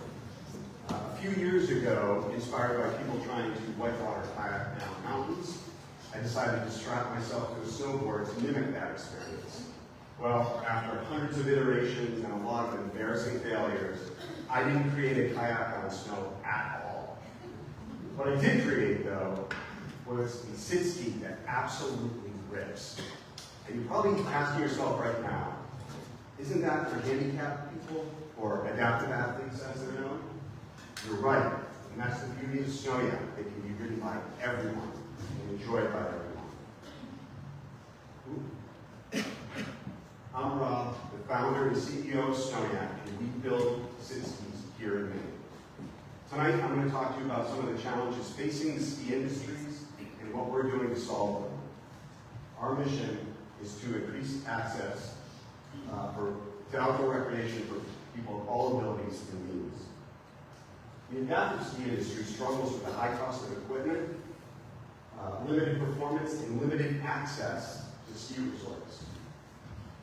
Because SnoYak can be enjoyed by the mass market, because it's easy to use and high performing, we're going to attain economies of scale to reduce the price and ultimately increase accessibility. On the performance side, our answer is a revolutionary patented design that puts the rider in an ergonomic athletic stance that makes it easy to carve and control.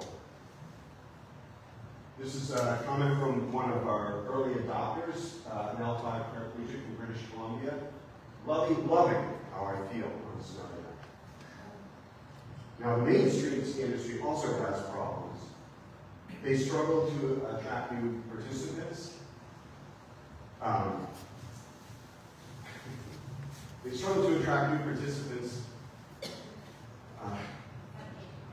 They have an aging population and mobility issues. The low conversion rate is so low, in fact, that they can convert only 17% of all first-timers into long-time participants. The aging skiers and people with mobility issues are stressed by the difficulties of the sport, the high-impact sport. Because we have a ergonomic seating position that's easy on the hips and easy on the knees, it keeps both anyone with mobility, regardless of age, in the sport longer. And the conversion rate, because we are easy to learn, we will improve the conversion rate.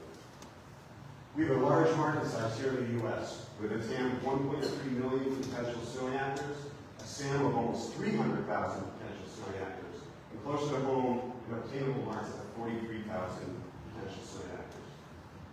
We do have competition. Sit skis are very expensive. They range in price from $5,000 to $15,000.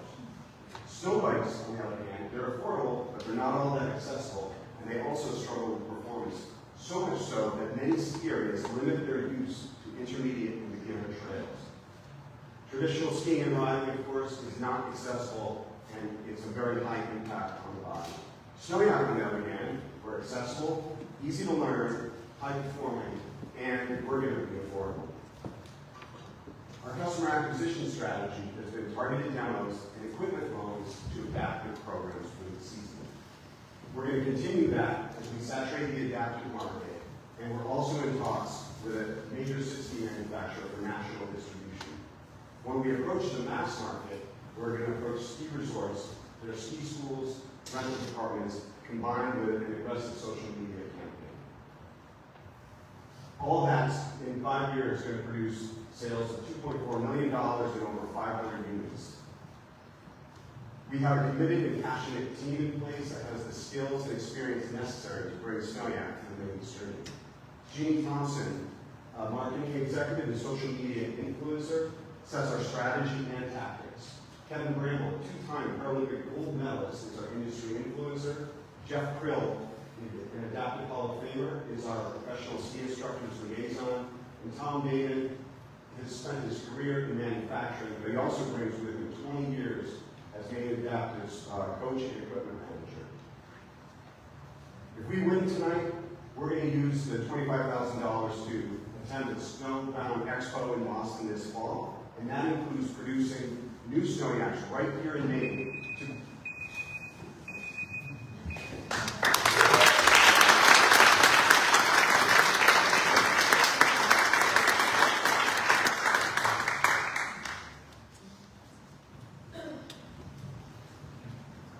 Thank you, that was great. You mentioned the price of existing products in the 6E area, where are you priced relative to them, and how does that kind of compare? So we're at the lower end of that range right now. We're at $6,000, but with every increment of 100 units, and by the time we get to 1,000 units, we expect to be able to sell at $2,500, which is equivalent to a SnoYak. And if you have expert ski equipment, you know, the whole package, you're right around that anyway. Not beginner packages, of course. In terms of defensibility, is there any IP protection or patentability with what you developed there? Yep, so we're patented in the US, 5 Alpine countries in Europe, mainly Switzerland, Austria, Germany, Italy, and France, as well as Japan. And we have a continuation strategy, so we now have 3 patents in the US, and we're applying for a method of use patent, which is a pretty solid patent. And this is patent pending, you actually have patents? We have all those patents except for the method of use. That's we apply. Thank you.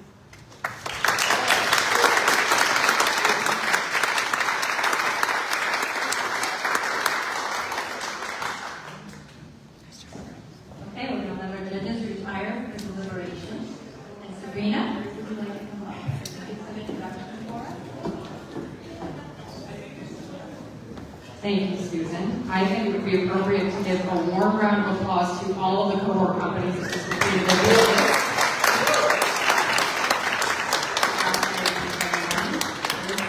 And the third cohort, which is really incredible to say, this beautiful space downtown. I'd like to take this opportunity to introduce someone who's very near and dear to us, our Executive Director for Central Maine Growth Council, in addition to the President and CEO of the Mid-Maine Chamber of Commerce, Ms. Carolyn Newlaw.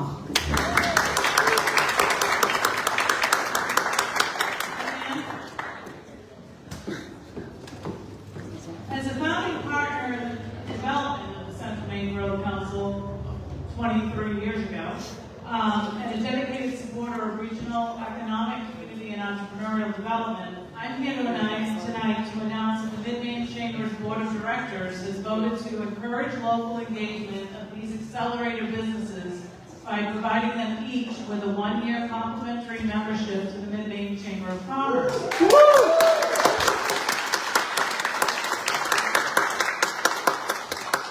Mid-Maine Chamber membership comes with many benefits, including a linked page on the Chamber's new and active website, a free jobs board to post their open positions, a free community calendar to post business events, a visitors welcome center in which to place marketing materials, access to over 55 networking events plus ribbon cuttings annually, but most importantly, for first-year Chamber members, each of these Dirigo Lab businesses will receive approximately $2,000 worth of free marketing in publications like the Morning Sentinel, the Kennebec Journal, What About Maine, the Chamber's In Touch newsletter, Town Square Media Channels, marketing, plus radio advertising on Cruisin' 93.5. Additionally, they will all have the opportunity to attend a business breakfast for free to network with other businesses. For your part, as business owners and managers here in the audience, I would ask that when you see these young entrepreneurs at our events, that you please engage with them and welcome them into the fold in the Chamber community in our Mid-Maine region. Thank you.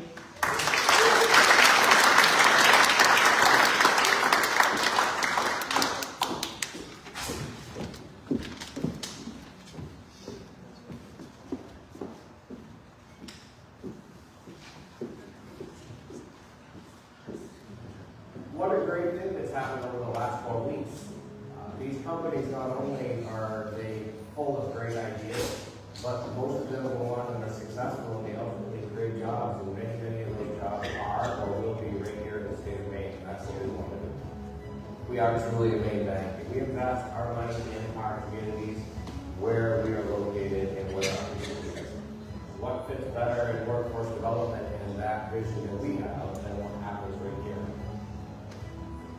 And the winner of your Labs competition here is Croft.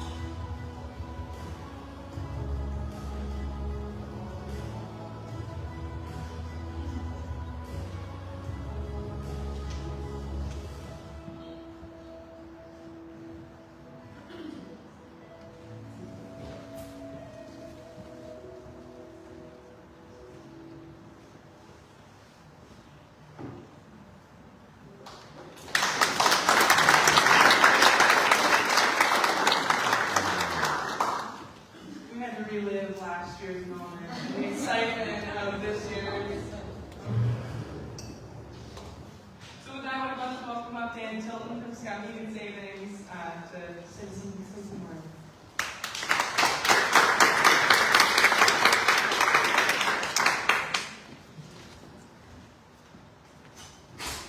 Thank you, Emily. Rising star. Congratulations. For those of you who didn't know that, she won an award recently.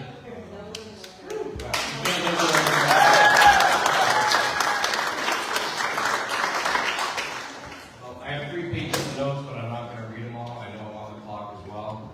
I just want to start, first of all, congratulate Dirigo Labs on another successful round of cohorts, 12 this year. Very, very exciting. Skowhegan Savings Bank, we're so excited to be a part of it.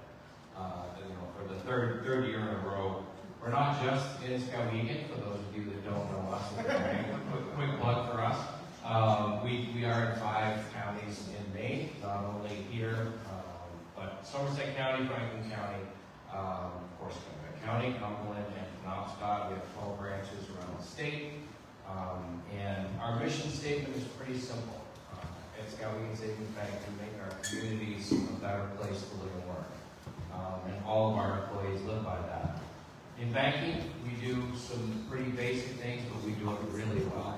We have your basic deposit products, lending products, so your loans, and all of the traditional banking services that you could want. So if you don't have a bank or you're not happy with yours, come find us. We'd love to be your bank. But we also support our communities with our giving. We have a foundation, and our foundation specifically focuses on giving money to nonprofits and in our communities specifically. Our employees, we have over 3,000 hours a year where they volunteer on the bank's dime. We continue to pay them when they're out working. And we give over $400,000 a year to our communities through our foundation. And the foundation has a specific mission.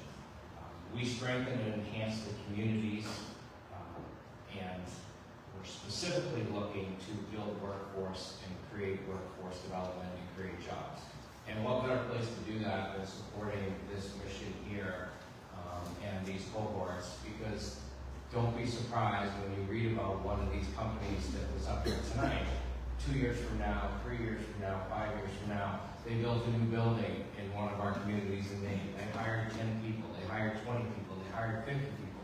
It will happen, I have no doubt. A couple things about just the people. I took really good notes from all 12. I'm not going to read them all, but there's some common themes that I want to share. Number one, relevance. Everything that you heard tonight was relevant, I think, to all of us. And it was personal, if you didn't notice. There was a personal connection from everybody that spoke tonight. I'm just going to read some keywords that I circled in my pages of notes. Recovery. We saw everybody raise their hands. Many of us have dealt with that. Alzheimer's, dementia. Making the web a better place for you. Diabetes. Go-karts. I love go-karts.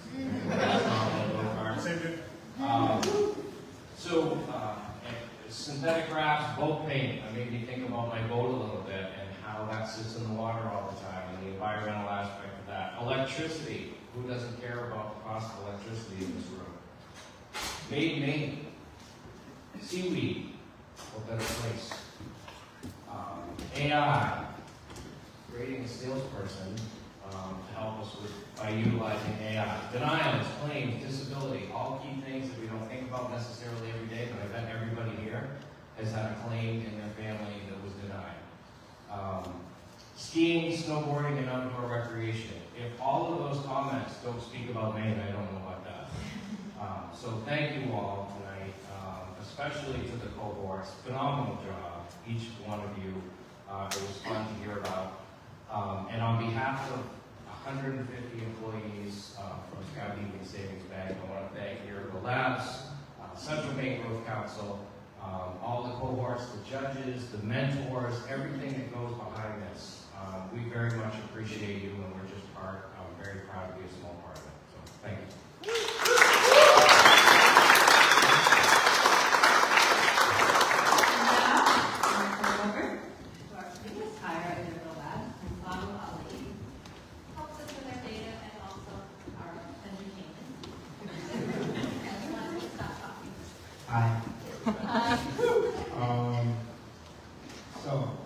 I think when they gave you this job, close to the trivia tonight, they didn't know how much I love the food.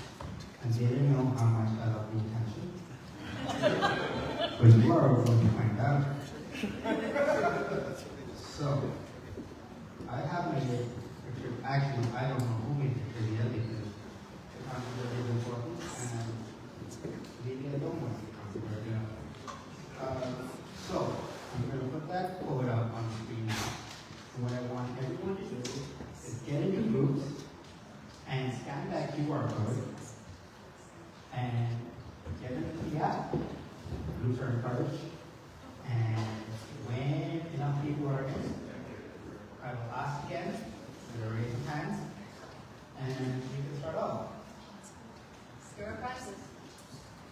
There are prizes, sorry, yeah, that's why you're doing the trivia. It is not because you have to deliberate it because how difficult it was to choose a winner. That's not the reason. The reason is that you are all fighting for prizes. And they're good prizes. Yes! Woo! So, I think while you're doing that, and I'm sure you have time to spare, I think, once again, I said it before, I'll say it again. I have the mic, so I have all the power. Please give another round of applause to all of our presenters tonight.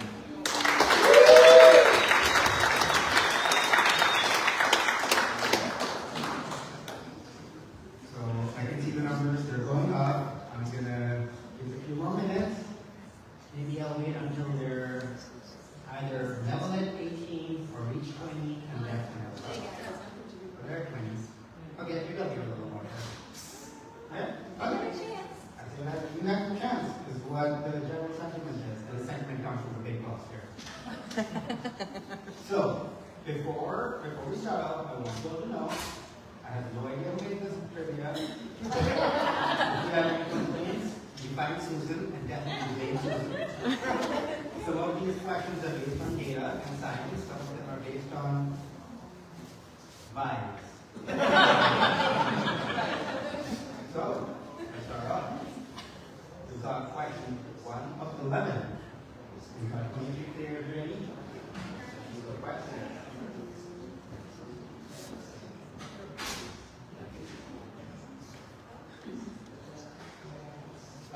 Which of the following roads does not go through Waterville? You should see the options on your app.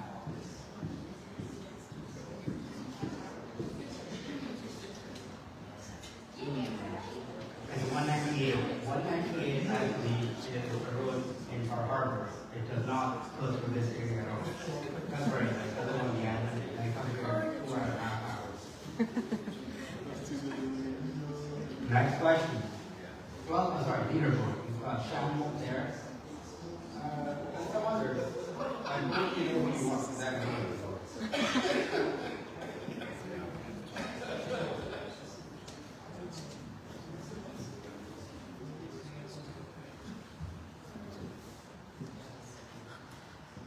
Which of the following has not generally been used to refer to Waterville?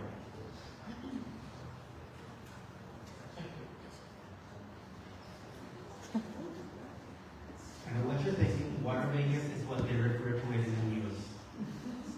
This is where people want to come to.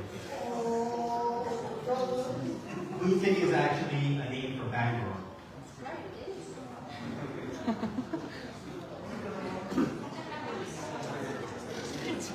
Oh, look at that.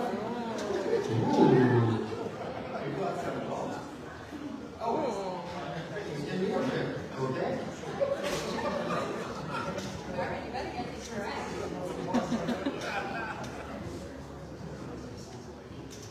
Right, 1.5 female famously produced.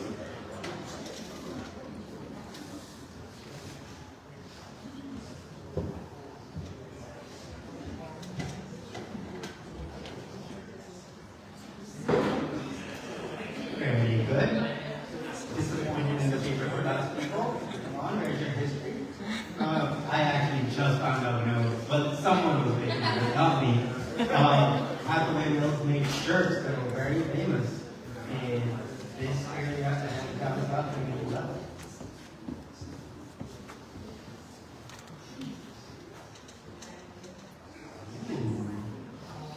got some power hungry people. No, not hungry. So, from the bottom of my heart, thank you so much for everyone of you who visited and was here in Waterloo tonight. We really appreciate your presence here. Here's the trivia that you got from this quiz. So I hope you keep that with you. So moving on.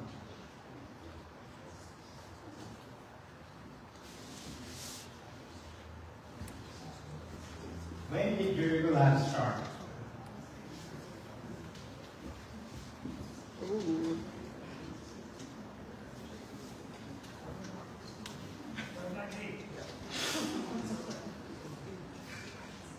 Actually, I got the official answer from a member of the staff. I do not know who it was. It was 2021. So, as I said, if the science is wrong, you go for Susan, not me.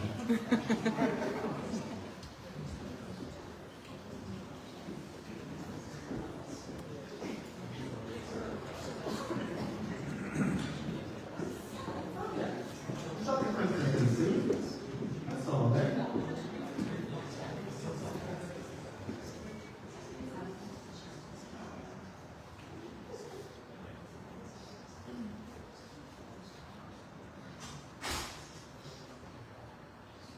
Who won the DL-based competition in the very first cohort?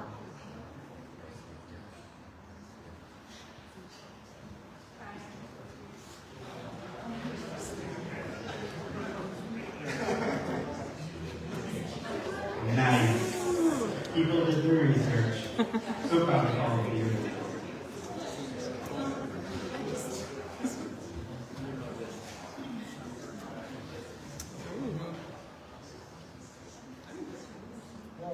Solid. Next one.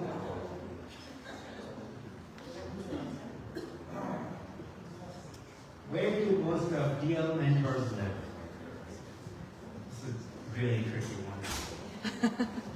I might be throwing you off. Huh? I do know the answer. I'm the master of data. Oh, I'm going to talk about the wrong answer. Yeah.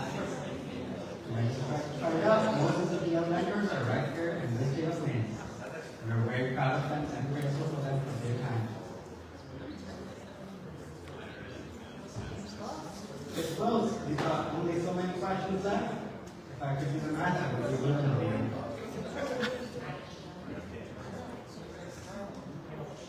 You should be able to look out for Dirigo Labs' upcoming program. This is a fill in the blank.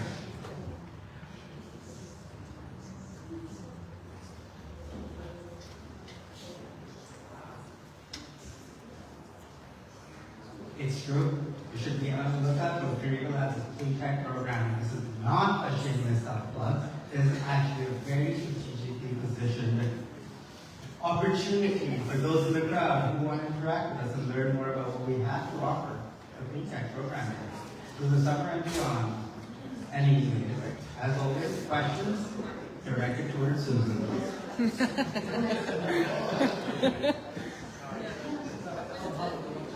As I said before, thank you all for being here in Waterloo. Also, thank you all for your continued support of Dirigo Labs.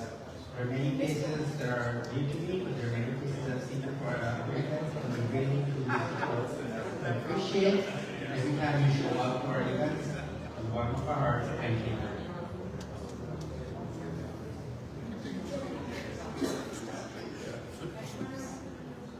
How many cohorts in the cohort 3 are within 20-mile radius of Waterloo?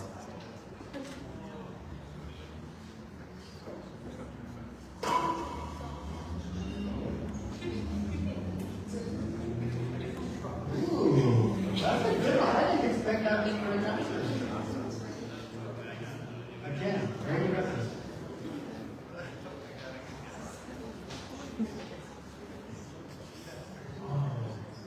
That third and fourth positions, it's really competitive. People are really going back and forth on it.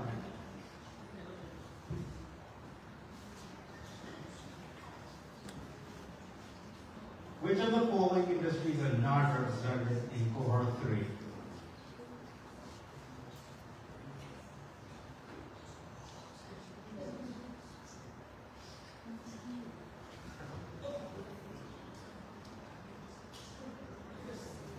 Good job. That's all I have to say. Good job.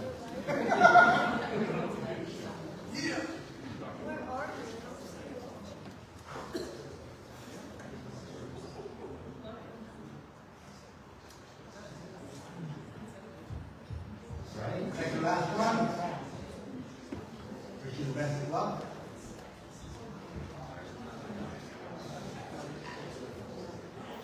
Average age of a cohort 3 company.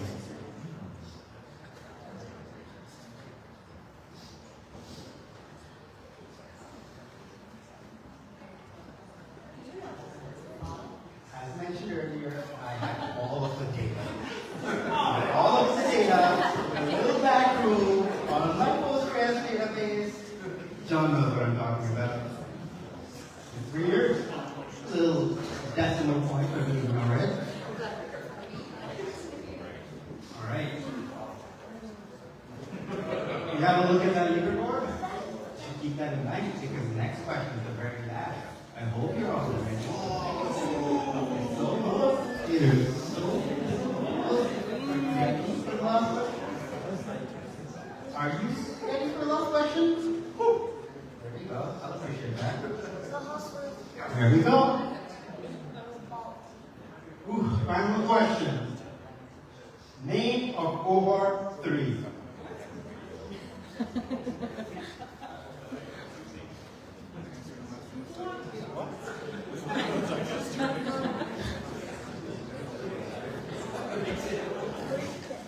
I hope you all appreciate the really confused what's coming up as all of cohort 3 struggled to figure out what their name was. Well, this was their christening ceremony. Welcome to cohort 3.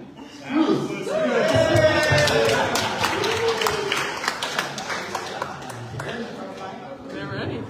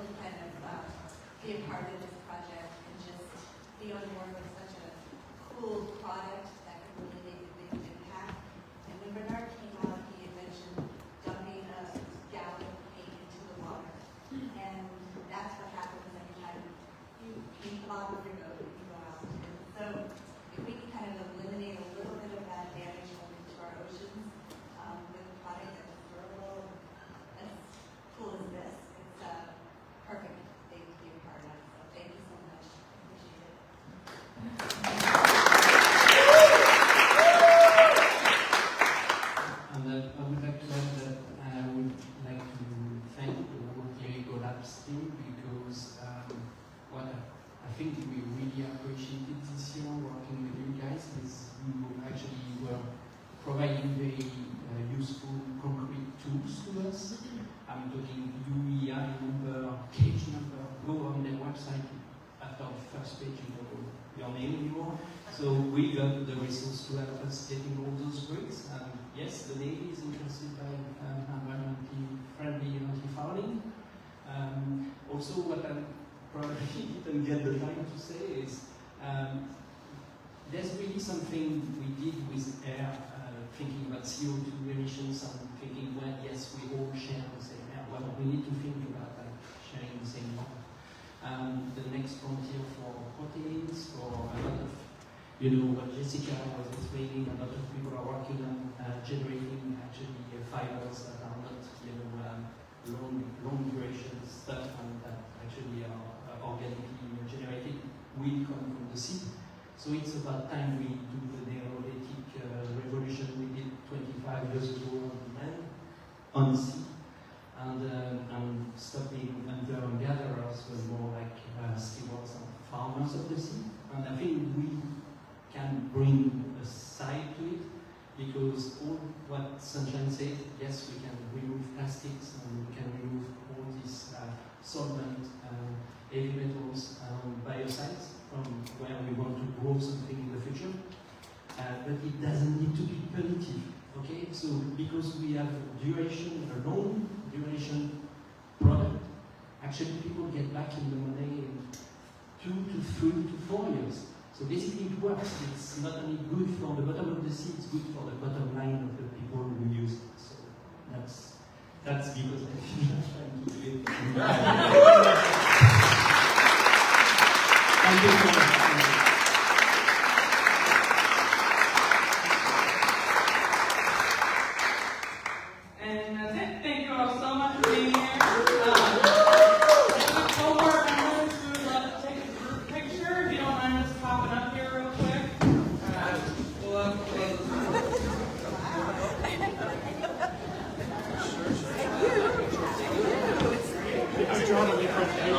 Oh, it's great to see you again.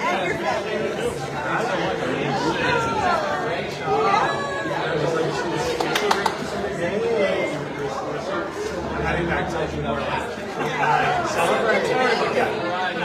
You'll always see me in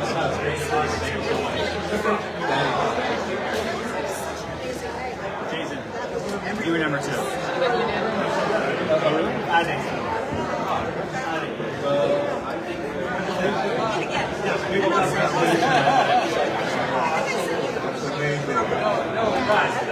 nice work. Great job. Great seeing you. Hello. Hello. I'm right here at the center of the screen. Excuse me, everyone. Hi, I really need all of your attention. There's something that I really would like to share with you. And it's that we also have another category of award. And this one, the judges are all of you, the audience. And for that, I would like to invite Emily to share who our Audience Choice Award was. Throwing me under the bus because I forgot about it. It's OKI!